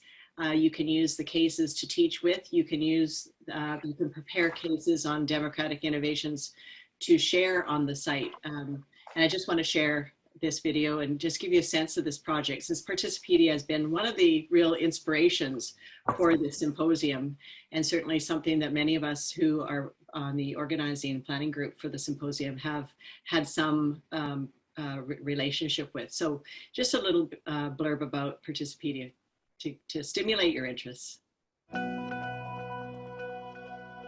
I believe that democracy is facing its greatest threat since the end of the Second World War. There are forces that are threatening to erode democratic principles and values across the world.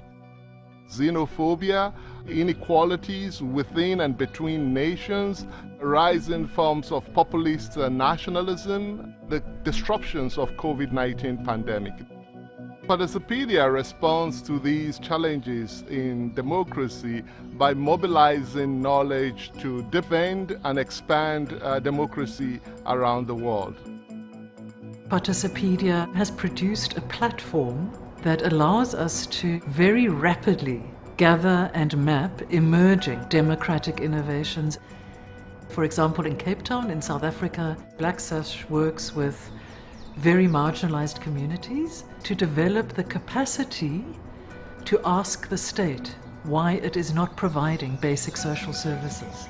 The sort of north-south binary, I think, is being shifted in Participedia towards a more global perspective and towards a framework of mutual learning.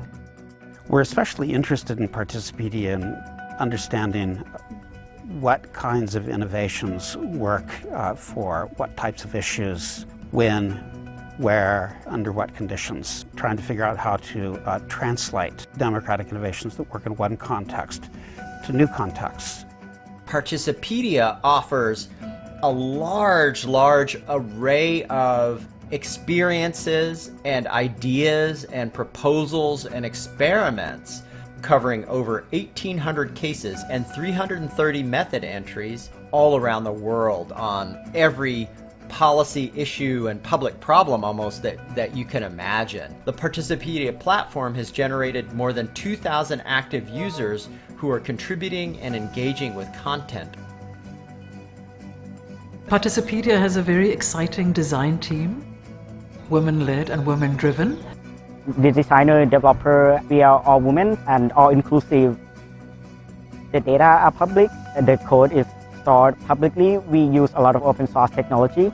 It's not just our team that get a chance to making Participedia better. Anyone could. Participedia is useful for practitioners. In terms of accessibility, Participedia really allows for just anybody to look up how to do something in their community. We've got a really exciting opportunity here to build a very long-lasting community of democracy practitioners and activists and researchers who can sustain democracy in the long term. The vision is to make Participedia the global classroom for democratic innovation that all sectors of our local and international community can use.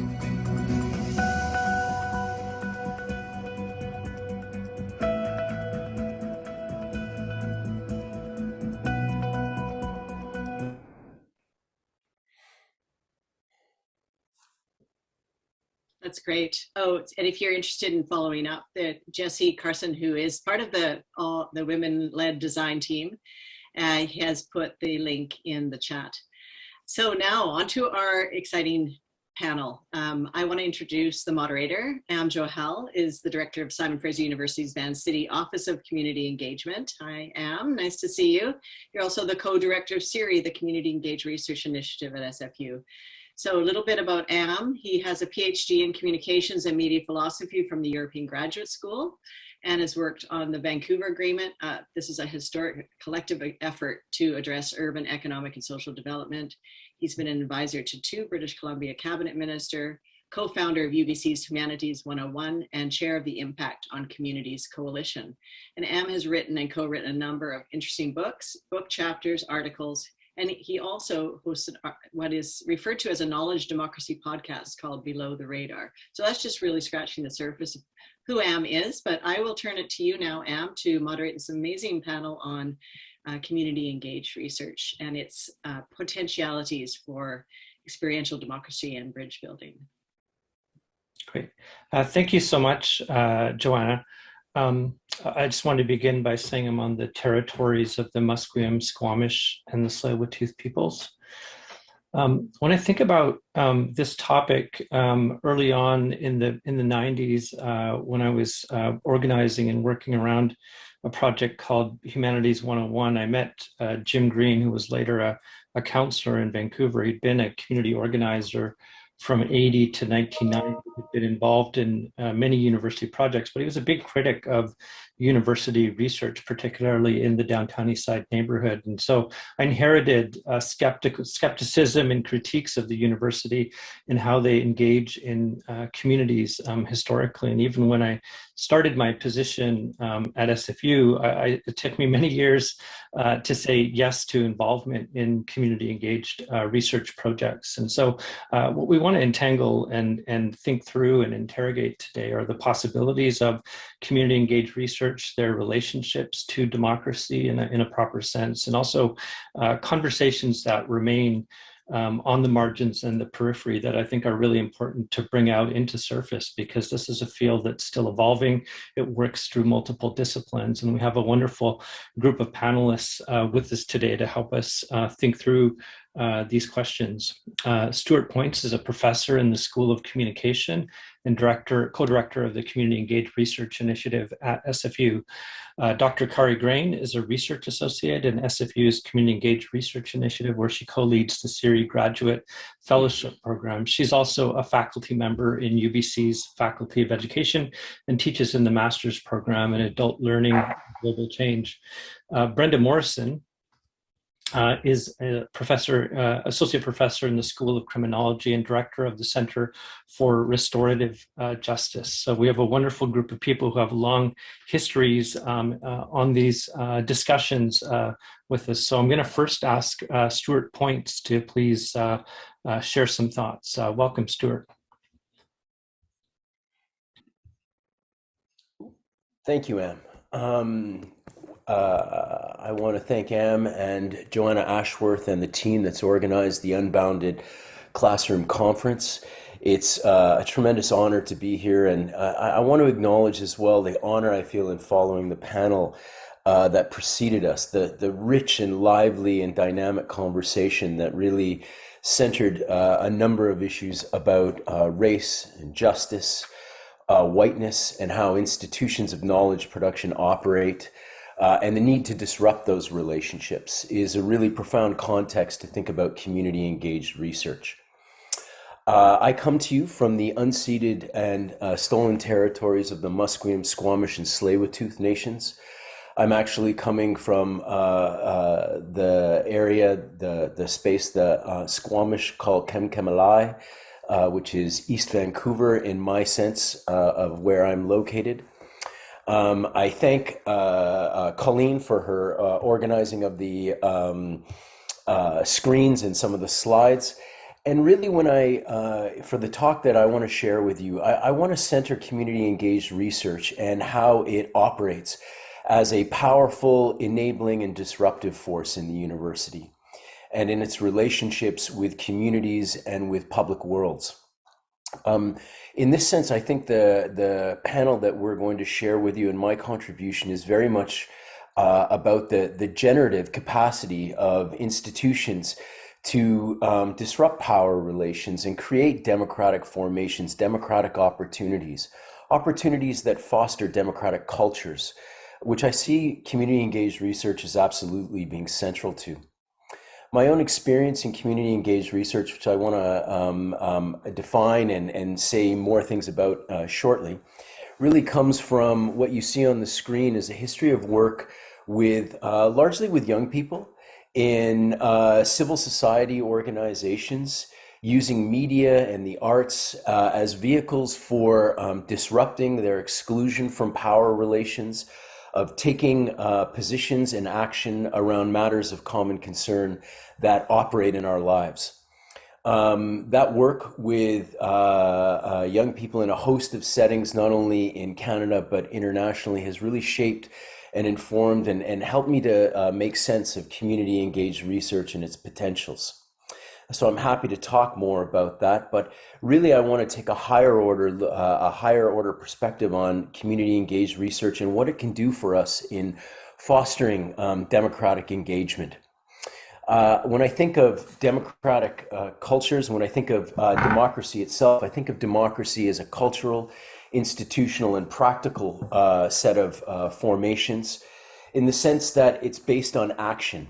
Speech and action over matters of common concern, including power relationships that organize and configure our lives.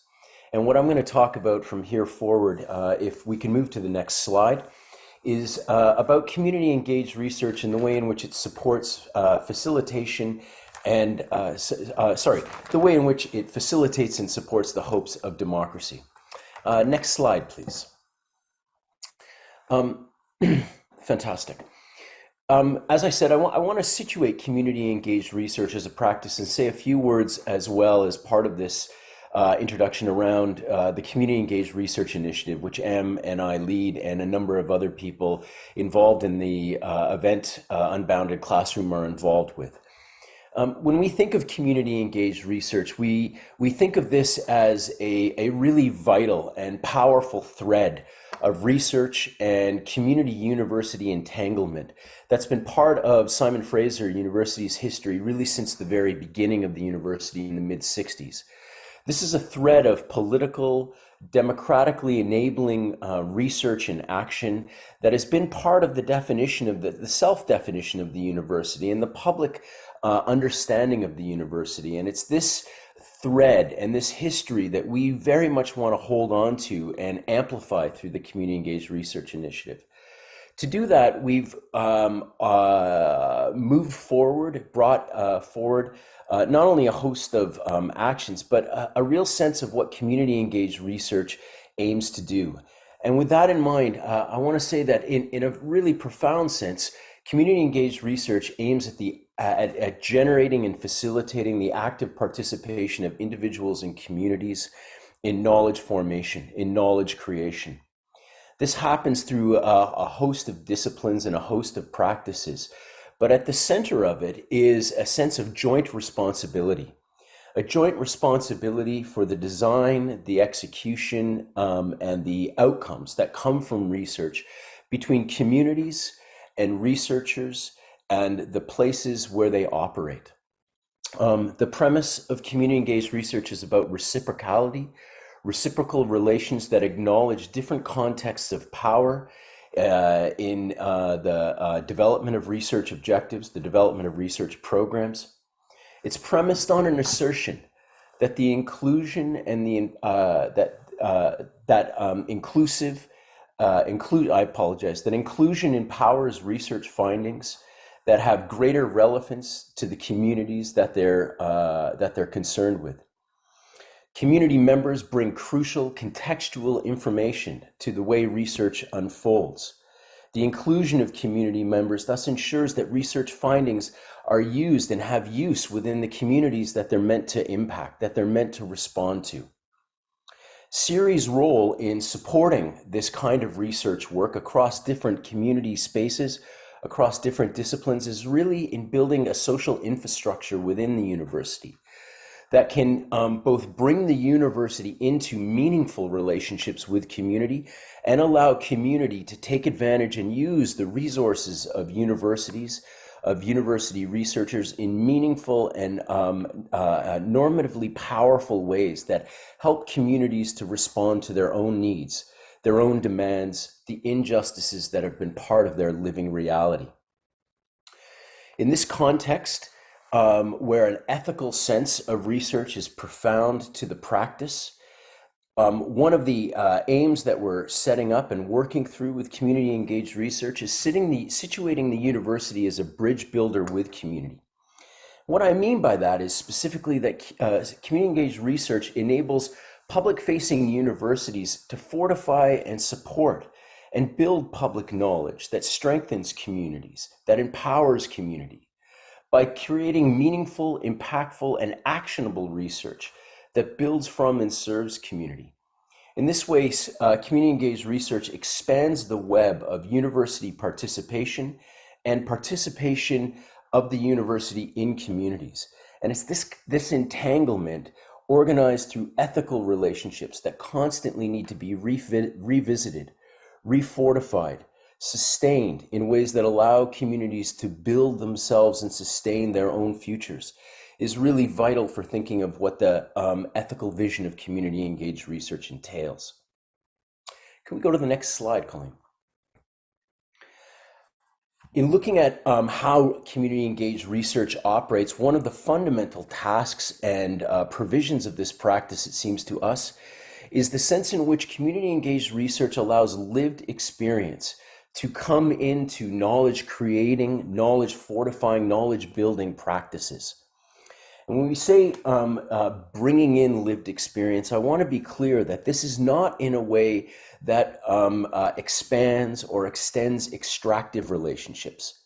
There's long been a history of researchers working in community in ways that extract and pull out knowledge, experience, ideas, and fail to return or build or support those communities. In a fundamental sense, community engaged research disrupts and undermines those extractive conditions. Community engaged research operates in the ways a rich and diverse, vital living knowledge is welcomed and engaged and integrated into research experience. And when we say this, I think of lived experience in this context as a process of acknowledging the wisdom, the clarity, the understanding that happens in multiple settings. We heard this through the stories, the histories that were shared with us in the last panel. This sense that knowledge and understanding is vital within the lived experiences of people's lives and often ignored. Community engaged research reaches out and allows that knowledge to live in powerful ways, often in ways that refuse efforts to disappear living knowledge, living realities in people's lives. Community engaged research not only attends to this knowledge base, but it offers ways to welcome, engage, and open this lived knowledge within research in ways that expand our understanding of knowledge creators and the legitimacy of everyday life as a site of knowledge and non-traditional research. By attending to these research entanglements, community engaged research helps to support and expand democratic space in two ways. I'm going to lay these out, and I think there's much more to say about them as part of our question and answer following the presentations. But it seems to me that CER facilitates democratic space through dialogic relations that disrupt by putting the power of expertise and knowledge creation in the service of collective life. That is, dialogic relations in research settings under the fold of community engaged research is really an expansive practice of acknowledging expertise in the living experiences of people to build up the capacity for rich and healthy forms of collective life. Secondly, community engaged research helps to expand democratic space by disrupting the authority of institutions themselves, by bringing institutions into public relationships that support a plurality of voices and experiences that are essential to democratic cultures.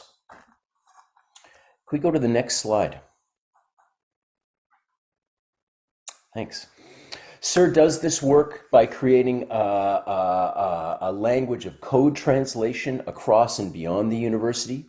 What I mean by this is that central to community engaged practice is finding common language, common ways of speaking together that don't alienate, that don't refuse, that don't ignore the knowledge that lives within community.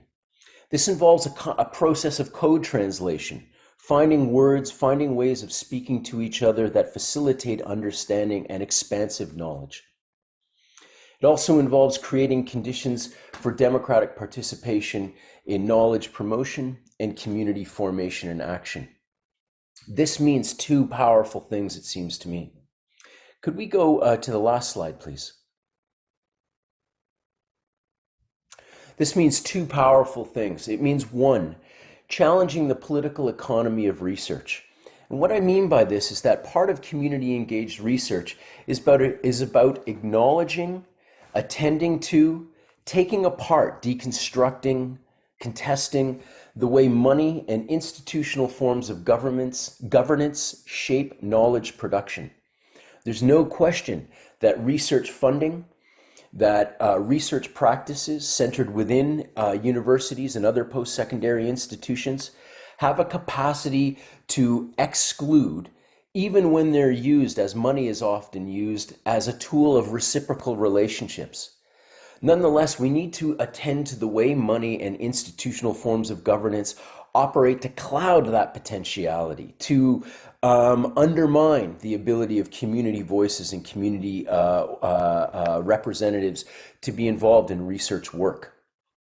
Secondly, it also means supporting and securing a certain modesty within universities themselves. And what I mean by this is that there is a structure, a tremendous hierarchy of authority and power within universities and other post-secondary institutions.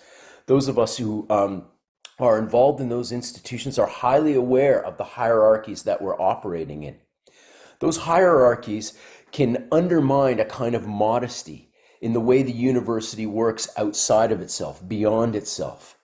The effort to integrate a kind of modesty in what the university knows and how the university understands communities that stand beyond it is really essential to community engaged research in order to create the conditions of respect and regard that are essential to the welcome and hospitality that's required in the best case scenarios to allow community engaged research to foster a democracy of knowledge.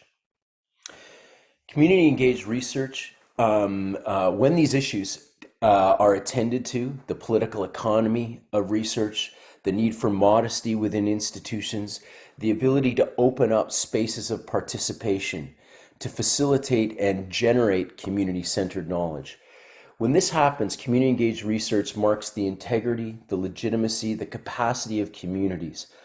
Those communities often long subject to violence and injustice and efforts to disappear their realities and their needs.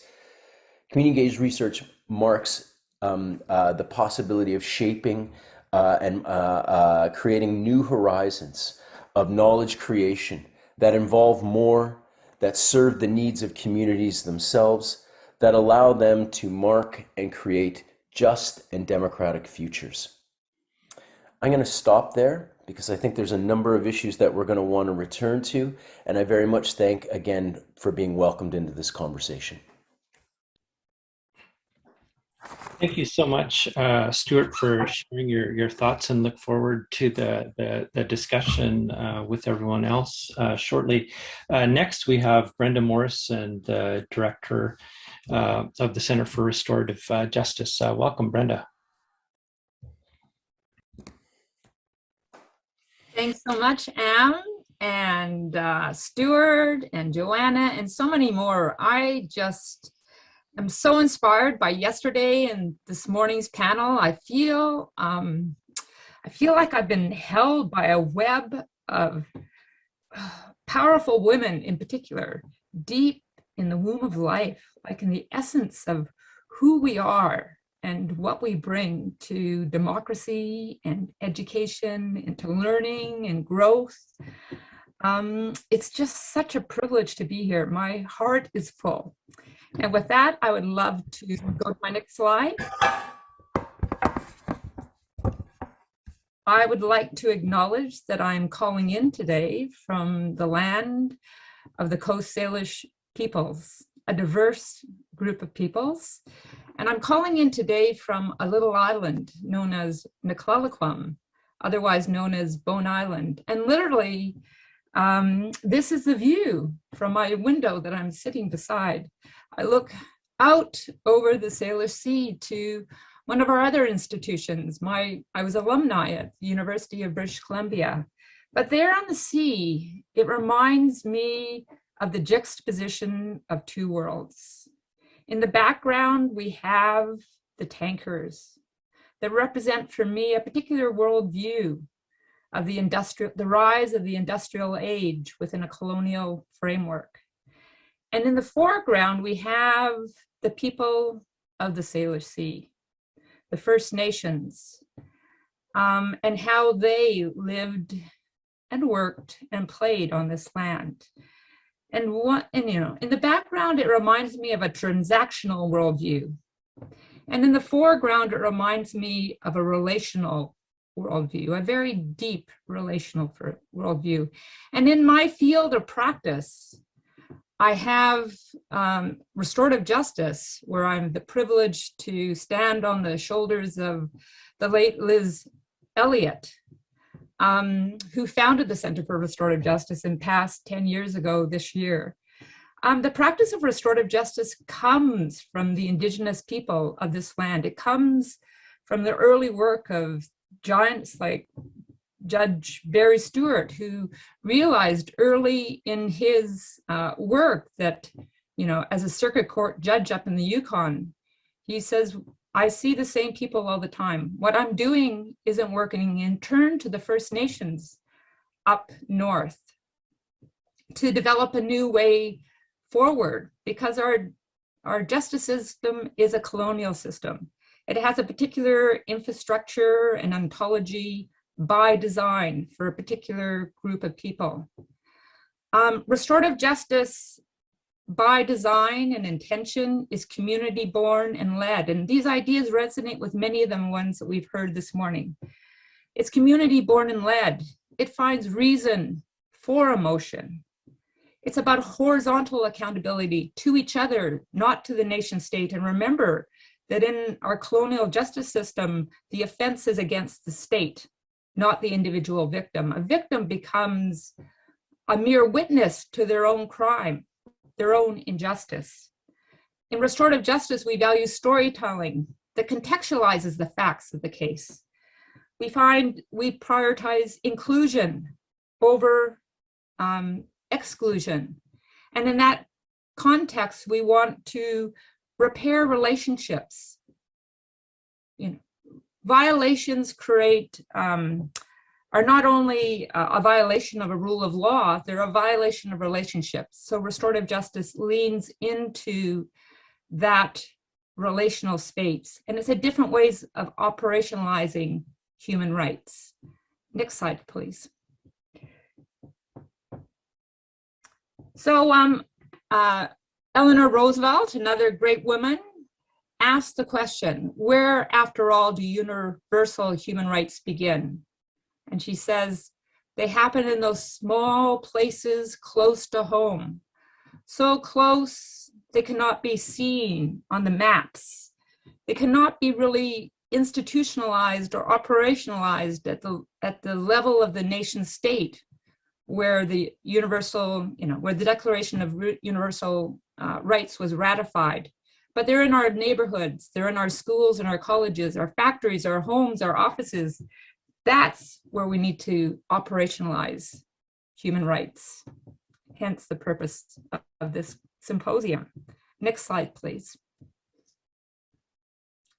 So I'm going to tell you a little bit about a project that I do off the side of my desk, because it's hard finding the space for this in my little box within Simon Fraser University. But it's called Shaking the Movers, and I was offered this opportunity to step into this space by Senator Landon Pearson, known as the Senator for Children's Rights, and children's rights are human rights. There's even more children's rights, and because the children's rights happen in a really important developmental stage of this life we live in. And it's really important to remember that rights are relational rights, that it's important not to become righteous in the name of human rights, that rights are relational by their nature, and you must always balance rights with responsibilities. Rights come with responsibilities, and we have to ask whose obligation is it to fulfill those rights and responsibilities. Next slide, please. So Landon, I met Landon when I was at another conference in Ottawa a number of years ago, and she invited me to step into the space of what she called Shaking the Movers. So Shaking the Movers has been around since 2007. It started in Ottawa, and she wanted to reach out to other provinces. And she told me that my job was to open and hold the space and get out of the way, Brenda. I said, that's amazing. My job is to get out of the way. I can step into that space. And that's how I use my privilege. So I open and create a space to affirm the rights of children and young people. Because Shaking the Movers is for young people, by young people. My job as an adult and as a white woman of privilege is to hold that space strong for them. And it aims to be community born and led. So we partner with, depending on what we're doing that particular year, we partner with Equitas, who helps us with getting the rights and the children's rights space work. We've also partners with Pacific Community Resource Center, Children in the Streets, and many, many more. So that's who we work with. And what we do when we open this space is two different things. One is we learn, children and young people learn their rights through experiential exercises. Draw it right, act it right, based on like charades and Pictionary. They take photographs. And every year, one group of children get to decide what is relevant to them. So adults don't choose what's relevant to children. Children choose what's relevant to children. And we've covered issues from youth justice to mental health to sexual exploitation and climate change. In fact, our climate change work went to the G7, and we're really proud of that. And where does it happen? It happens anywhere that people want to open space for us. So we've done it at Simon Fraser University. We've done it in community centers, say in Surrey. We've done it with nonprofits.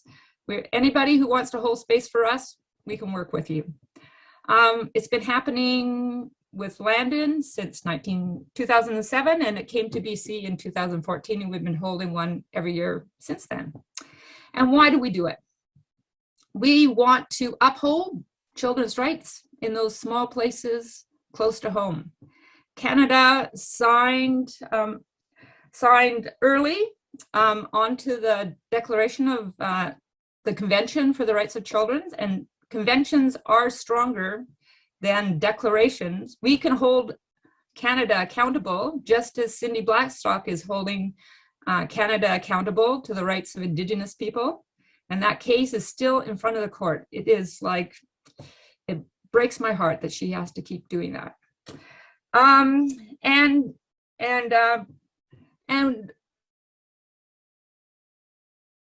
opening this space, we bring what the children says to the movers. Through the power of Landon and her affiliations in Ottawa, we bring their report written by them, for them, to those in power, hence the name Shaking the Movers. Next slide, please.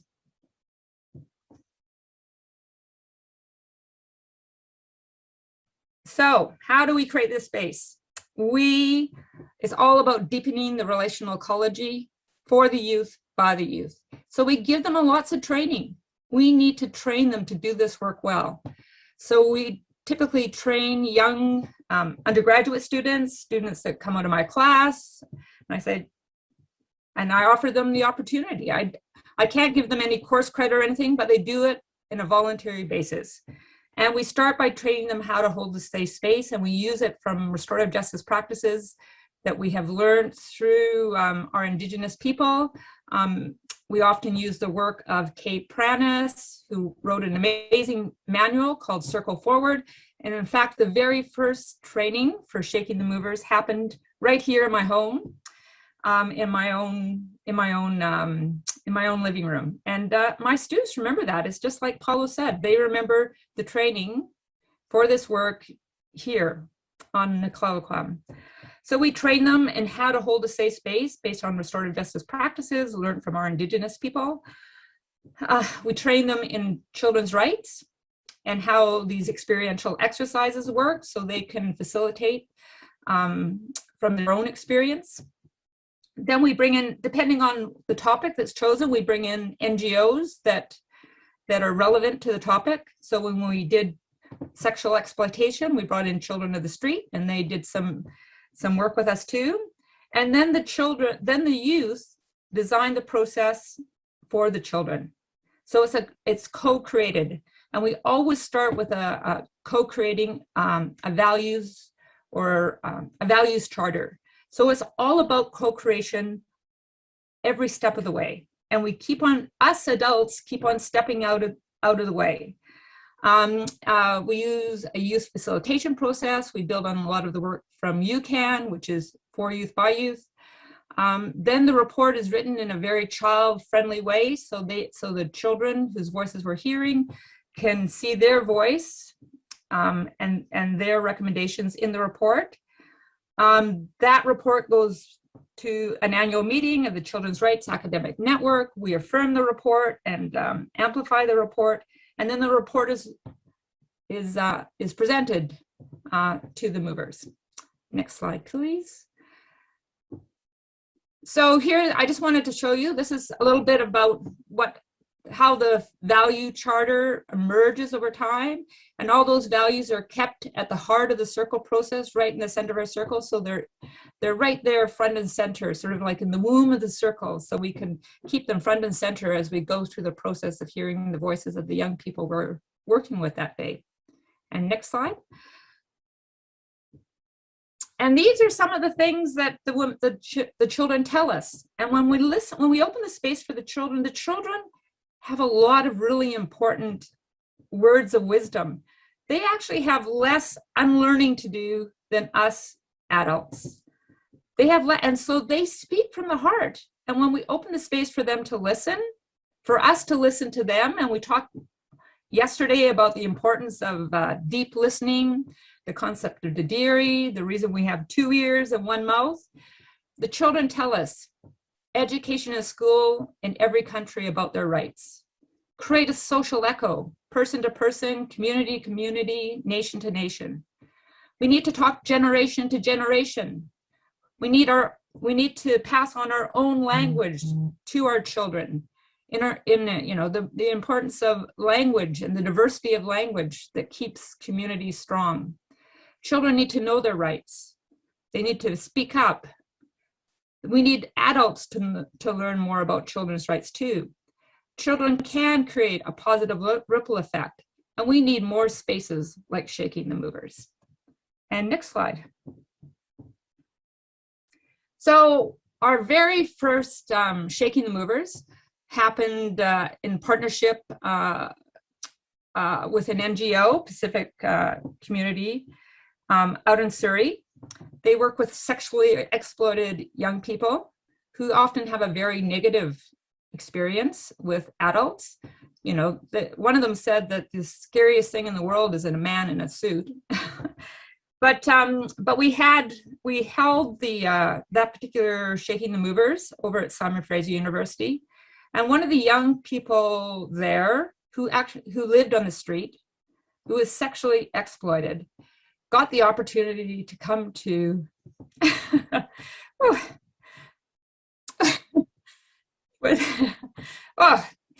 I'm right back there with these young people. She came over across the street. Like, she lived on one side of the street, and she had to cross over to the other side to come to Simon Fraser University. And she said, and someone said, "What are you doing here? What are you doing here? Because you don't typically belong here." And she said, today I belong here. And isn't that what we want for every single one of our children in higher education? Thank you very much. Thank you so much, Brenda, for sharing those stories and your perspective on the work. It's really important part of the conversation, so thank you. Next, I'm going to invite Kari Grain to share some thoughts. I've been in conversation with Kari for many years around community engagement and community engaged research. So welcome, Kari. Thank you. I don't usually have to start talking when I've just been crying. Thank you, Brenda, for that really touching and vulnerable presentation. But I also, it's funny how crying begets crying sometimes, but I also think that it's at the heart of why we do this work, because community engaged research doesn't, I think ideally it tries to bracket in the emotions that come and the humanness that comes with the term research. So thanks again for bringing some heart into this conversation. And there's been lots of it already. I'll just go ahead and, yeah, my name is Kari Grain, and I'm here with a few roles. If you can go ahead to the slides that I sent in, that would be great. Next slide, please. Thank you. So in particular, I'm very much here as a CERI team member, and that's the Community Engaged Research Initiative at SFU. And as Am said, I've been working quite closely with him and Stuart and some amazing team members there. Part of what we've been doing is I've been co-leading along with Jackie Wong the CERI Fellowship Program, where we have a whole number of graduate students who are learning, and they're both master's and PhD students who are learning, kind of doing a deep dive into community engaged research. And then also as part of that team, Stuart and Am and I have been putting together an edited volume on community engaged research. And just with, we've been interacting with so many incredible people who are doing this work across disciplines, across contexts, and I'm really excited for how that's going to come through as we move forward. Also, background to a couple other roles that I hold. I'm a lecturer at UBC, helping to run a master's program called the Adult Learning and Global Change Program. But also, for the past few years, I've been teaching each year a pair of courses on community-based participatory research. And that's both situated in the theory of it, as well as students get placed in international placements to do the work. And then, of course, as a researcher myself, I wanted to give a shout out to some teachers of mine who have been really pivotal, and those were my PhD committee. So some of you may have heard of Shauna Butterwick and Hartej Gill and Andre Mazawi. And something that they taught me while I was doing my community engaged research was they said, remember, Kari, you're getting a PhD out of this. So what is the community that you're working with getting out of this? And it was always a reminder, and this committee in particular really values, or these people as individuals really value decolonizing knowledge and really interrogating our identity as researchers and our identity as people, educators, people working in the world across difference. So I really appreciate the role that they've played. And then finally, I spent 2 years working at UBC in a research project quite recently on looking at experiential education. I was hired to essentially look at the entire university and what different things were happening that constituted experiential education. And if you could go to the next slide, please. I also want to mention that Paola actually invited my colleagues and I to a talk on this in 2019 at SFU.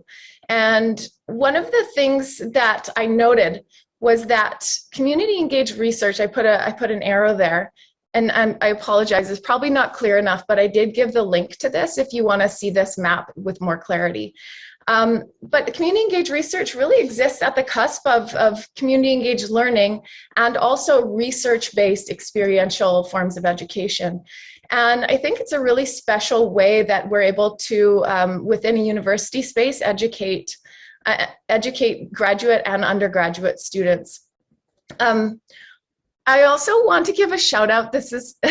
I noticed in the chat, I teach online a lot, and I want to give a shout out to Dawn. Dawn, I've never met you, but the enthusiasm coming through when you respond to the speakers, it's one of the only pieces of feedback you get as a teacher or a speaker online. So thank you for all of the enthusiasm and involvement as we go through this. In any case, I just wanted to help to situate community engaged research as we move forward in kind of my understandings of it. Next slide, please. So one of the things that I hear from students when they arrive in a class about community engaged research or community-based participatory research is that they think that it's a certain, like there are methods that constitute community engaged research. But I really, through mentors and through reading and doing the work, I very much think about it as a methodology, a lens through which we view research, and it's a set of values. And it's not, I think this set of values and this lens can be applied to almost any method that you want to employ, as long as you find ways. I mean, obviously some methods really are more easily adapted to community engaged research lens. Okay, next slide, please. So there are quite a few values that we think about in the CIRI office, and you can call these values. We also have called them ethical principles, but I'm not going to list all of them or speak to all of them. There's a document available on our website that draws on a lot of existing research around what are the ethical values behind community engaged research. But one thing I wanted to point out is it's not only about examining power relations, but it is also about that redistribution of power. So thinking about one of the things we have our CIRI fellows do is a positionality statement. And some of them, depending on their discipline, maybe they're old hands at this and they have done lots of positionality statements. And some of them have never been asked to write about that identity that they have and how it affects their research and how it affects their relationships with the community they're working in.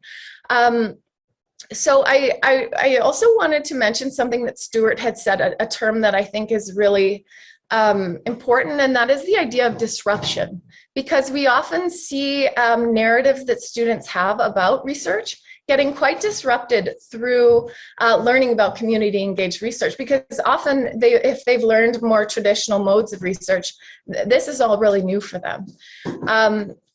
And I also wanted to add something that's not on here that Am said, and he mentioned a kind of general skepticism about research and about university research and academic research.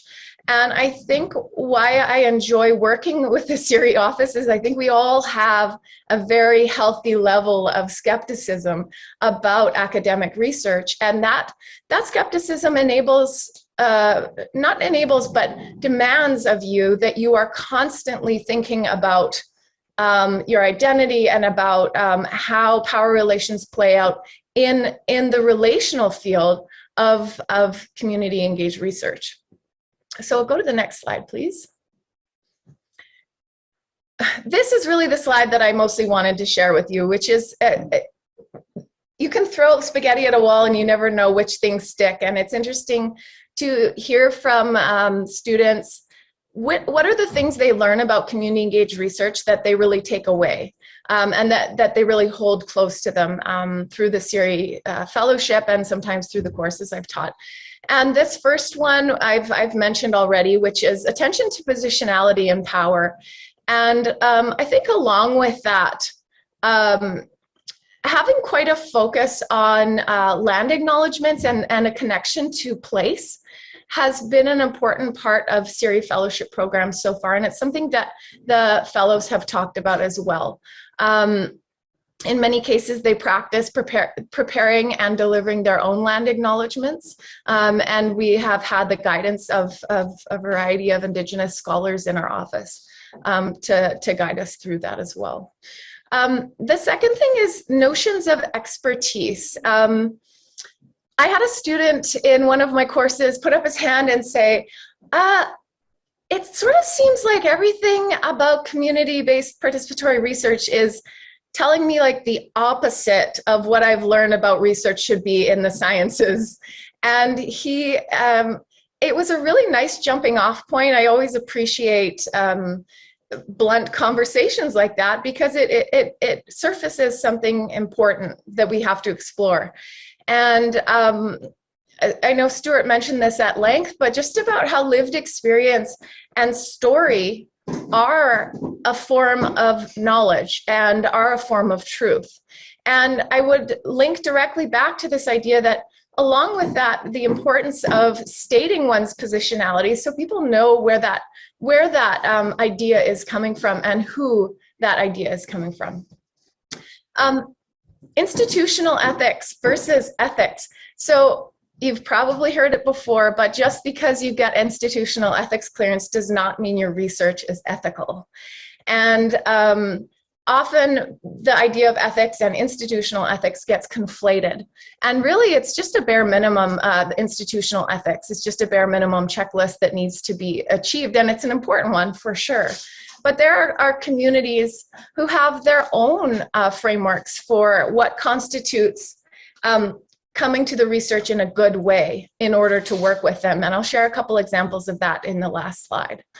And the final thing I wanted to talk about was just this idea that students have sometimes shared where they're like, oh, this makes me feel like I belong somewhere because I always felt, I couldn't put my finger on it, but I always felt uneasy about other approaches to research. And this feels like it resonates with me better. And I feel like there's justification for my being in the research world.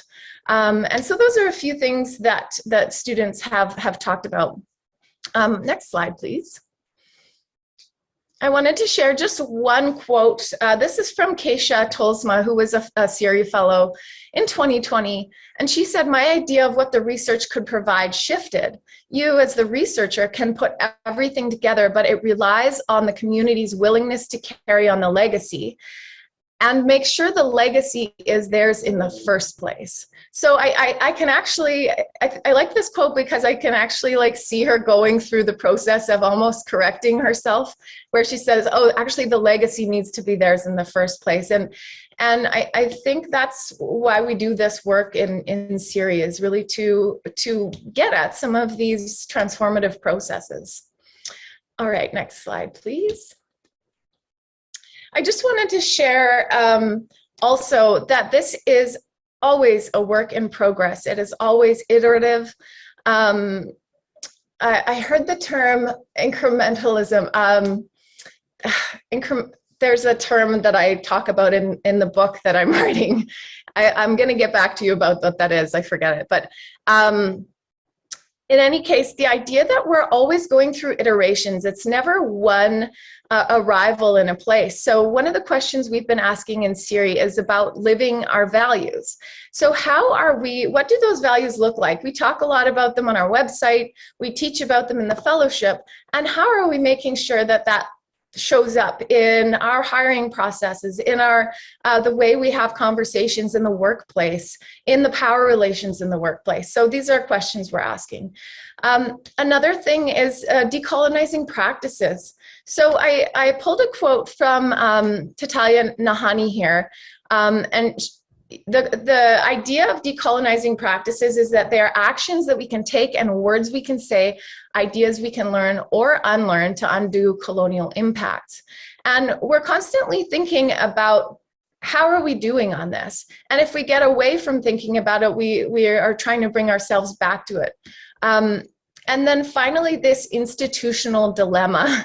And this came up this morning. It has come up repeatedly. And it came up in a workshop we did with the fellows last week. And one student asked, how do we play a meaningful role in the redistribution of power when we are part of a large institution, which is a colonial and hierarchical object that has had a history of exploiting people? So how do we actually walk that, make meaningful change, but also represent something that we don't necessarily believe in?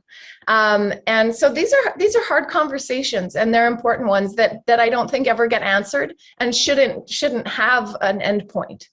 And then if you could go to the last slide, please. These are just a few resources I wanted to highlight. I'm not going to speak about each of them, but they are both resources that we have created in Syria, and they are resources that have inspired our thinking in Syria. So please go ahead and look at those if you'd like.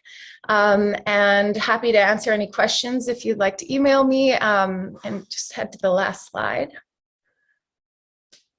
My email address is there on the last slide. So thank you, everybody. And I want to really share my appreciation, not only for the conversations I've heard during this panel, but also some of the very important conversations that were coming up in the earlier panel. I was feeling really inspired as well. Thank you. Thank you so much, Kari, for sharing your thoughts. I'm just going to reflect back on some of the common things that people said, and including from the really powerful panel this morning, both the problematics and the possibilities of the institution, that though we have kind of the colonial hangover of the institution as it is, it also has this potential as a site of possibility, and trying to zone in on where those problematics are and where those places of potential solidarities lie in terms of getting past these points where the institution is stuck. Also in reflecting on community engaged research, this notion of the politics of mediation. The university plays the role as a convener, but it's not neutral or objective through its inertias and processes. It brings to bear on topics of community and bringing people together in those modes and processes, and that inevitably creates opportunities, but also problematics as well. And I believe it's a tension point inside of community engaged research. We talked a little bit around the political economy of research, as Stuart mentioned, and the funding streams of academic research still go through SHRC and other areas, and so that by just the process of application itself begins with a type of hierarchy. Who's the principal investigator? How do these things roll out? In as much as there's partnership grants, there's something about the structure of it that can also play out in problematic ways. The upending of power relations might be a value, but how do we get into some of these questions? As Brenda mentioned, the deepening the ecology of relationships is a central part of this work. And also the amount of time this work takes and the kind of incentivization inside of the academy in terms of early career faculty attempting to get tenure and these types of things, that oftentimes community engaged research is viewed as sometimes on the margins and the periphery in terms of the time and duration that it takes. It doesn't necessarily result in a journal article, which might be valued in a tenure promotion process. I'll leave it at that for now. And I just want to open it up to our panelists to see if there's any parts of those pieces or any comments that others made that you wanted to reflect on. Stuart, maybe I wouldn't mind jumping in on something that you've shared with us, because I think it helps to crystallize some thoughts that Brenda and Kari and others have brought to the symposium, which is there are some really important tactical kind of dimensions to community engaged research, and what I really mean by that is that there are opportunities, it seems to me, when this kind of research work has real opportunity to shift how centers of power, including universities and funding agencies, operate. And I want to say to our audience and to those who are beyond that this might reach, that this seems a really opportune time to be pushing universities in particular directions for two reasons. I think the sense in Canada, and I certainly in British Columbia right now, that public institutions like university have a tremendous responsibility to move beyond themselves, to expand their networks, and to be involved with others whose calls to action, whose demands for social change are really present and in our minds right now. And I think that's been brought forward not only in this panel, but certainly in the last panel really clearly. So I guess what I'm saying is that within university institutions, there seems to be an opportunity right now to push and pivot those institutions to take on relationships of power in more distributive ways, as Kari pointed us to, not only to analyze them, but to distribute them. And to push universities in that direction is not always something that's available to us, but right now that seems to be the case. I think that's the case for a second reason, which is that coming through, still living within the global COVID pandemic crisis, as well as the opioid crisis, as well as the climate change crisis, the housing crisis that is so profoundly evident in Vancouver, the social inequity conditions that are part of so many societies, we're living in a moment where a consciousness of crisis is highly present. And in that context, the opportunity for new means of practice that community engaged research opens up seems to be on our radar, on our agenda. To meet the tasks at hand is to call on the voices and the experiences of those who are often not part of those actions. And so I want to just note the tactical opportunities that present themselves right now, because there seems to be a real energy to change the language and the nature of our research work. Thank you, Stuart. I just wanted to remind everyone, we're going to place Padlet into the chat function. So any reflections you have on community engaged research on this panel, please do contribute there. Brenda or Kari, did you want to jump in? Yeah, go ahead, Brenda.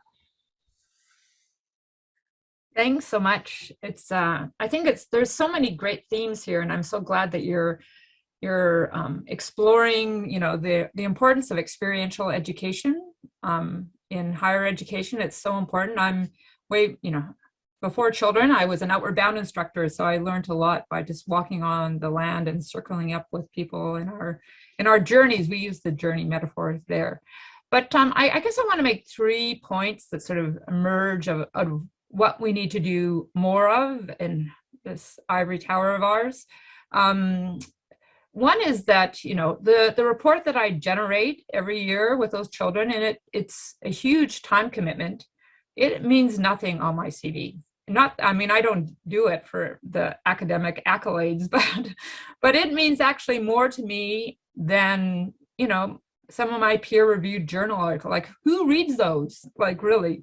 But the report that we generated is read by often the school community that we worked with or the parents. It is way more generative than some of my peer-reviewed journals. And so we need more space for that sort of work to be recognized within the academy.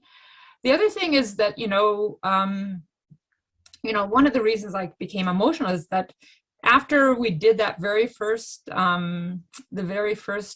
Shaking the Movers with the sexually exploited youth, those youth phoned me up at the same time in March the next year saying, hey, we want to do it again. Can you organize some space? And we did it again. And then they phoned me again. So instead of, they were reaching back. And then we lost the youth worker that they work with, and then that severed the relationship. And so I still wonder what happened to that young woman who said that very powerful quote, "Today I belong here." And I would have loved to give her credit, like one microcredit for the work that she contributed to knowledge right there and then. So the importance of microcredits is really important. They can be an incentive. It could have meant a lot to her that she had a microcredit for Simon Fraser University.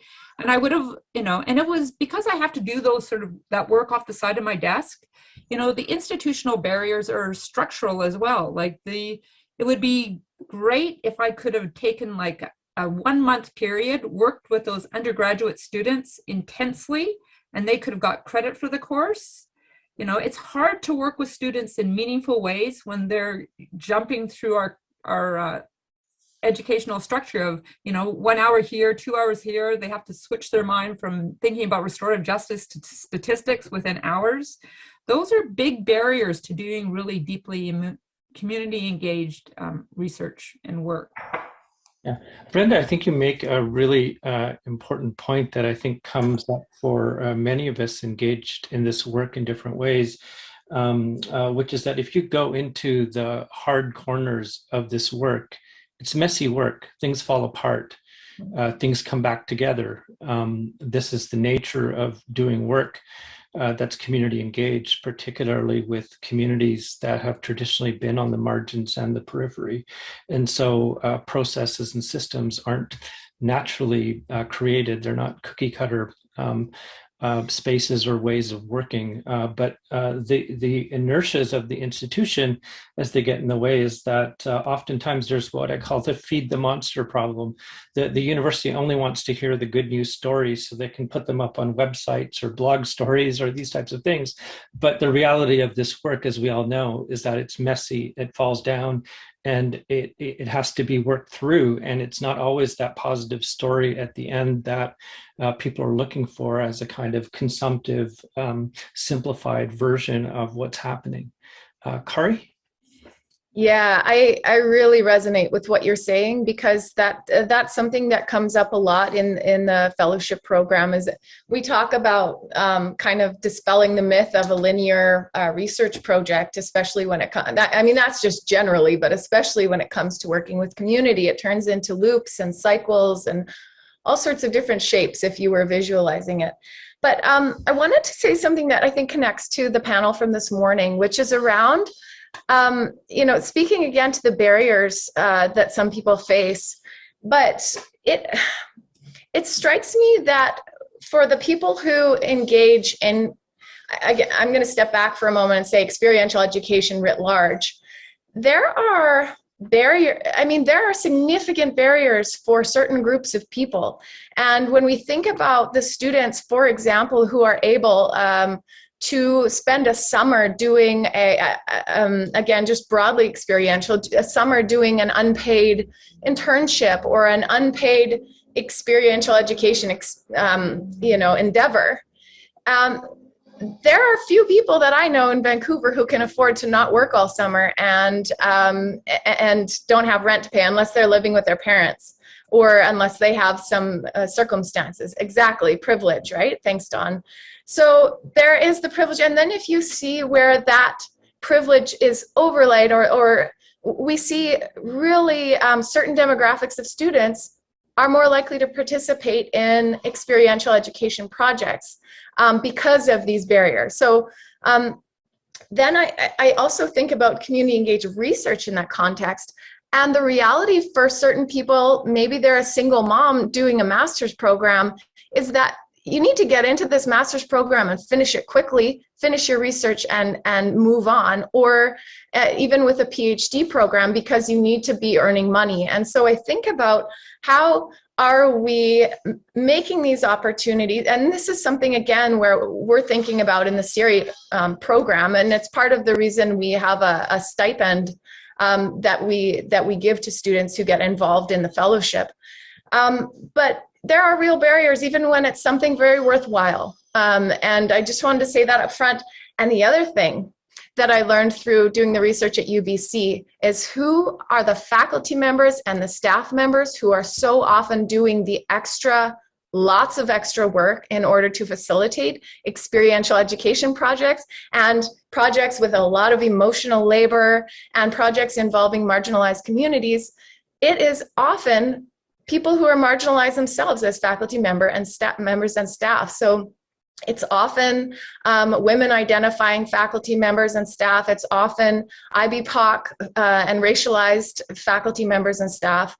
And these are things we have to think about institutionally. How are we enabling this work? But if we're talking about democracy, and how are we doing it in an equitable way, not only for the learners, but also for the people who do the service work involved in making it an important experience. So I'll leave it at that.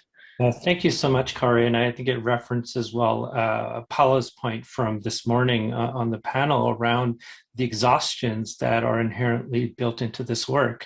And these exhaustions are there because the social infrastructures and the social networks and solidarities required to hold this work up aren't in place in a proper sense, and the processes and inertias of the institution oftentimes get in the way of that and actively undermine it in many ways. I'm wondering if we just have a few moments before I pass back to Joanna, but if each of the panelists had just a 1 minute reflection to end here. Maybe I'll start with Stuart. I think I want to reflect on, one, I want to highlight that the conversations that we're having this morning, both in this panel and the previous panel, are the kind of conversations that we're hoping to bring together in the Horizons conference that Siri's hosting next May at SFU Vancouver. And our colleague Joanna Habdank has included that link in the chat. So I just want to draw people's attention to it. I wanted to highlight one really crucial point which came through in Am and Kari's last reflections, which is the messiness of community engaged research is not unrelated to the messiness of democracy.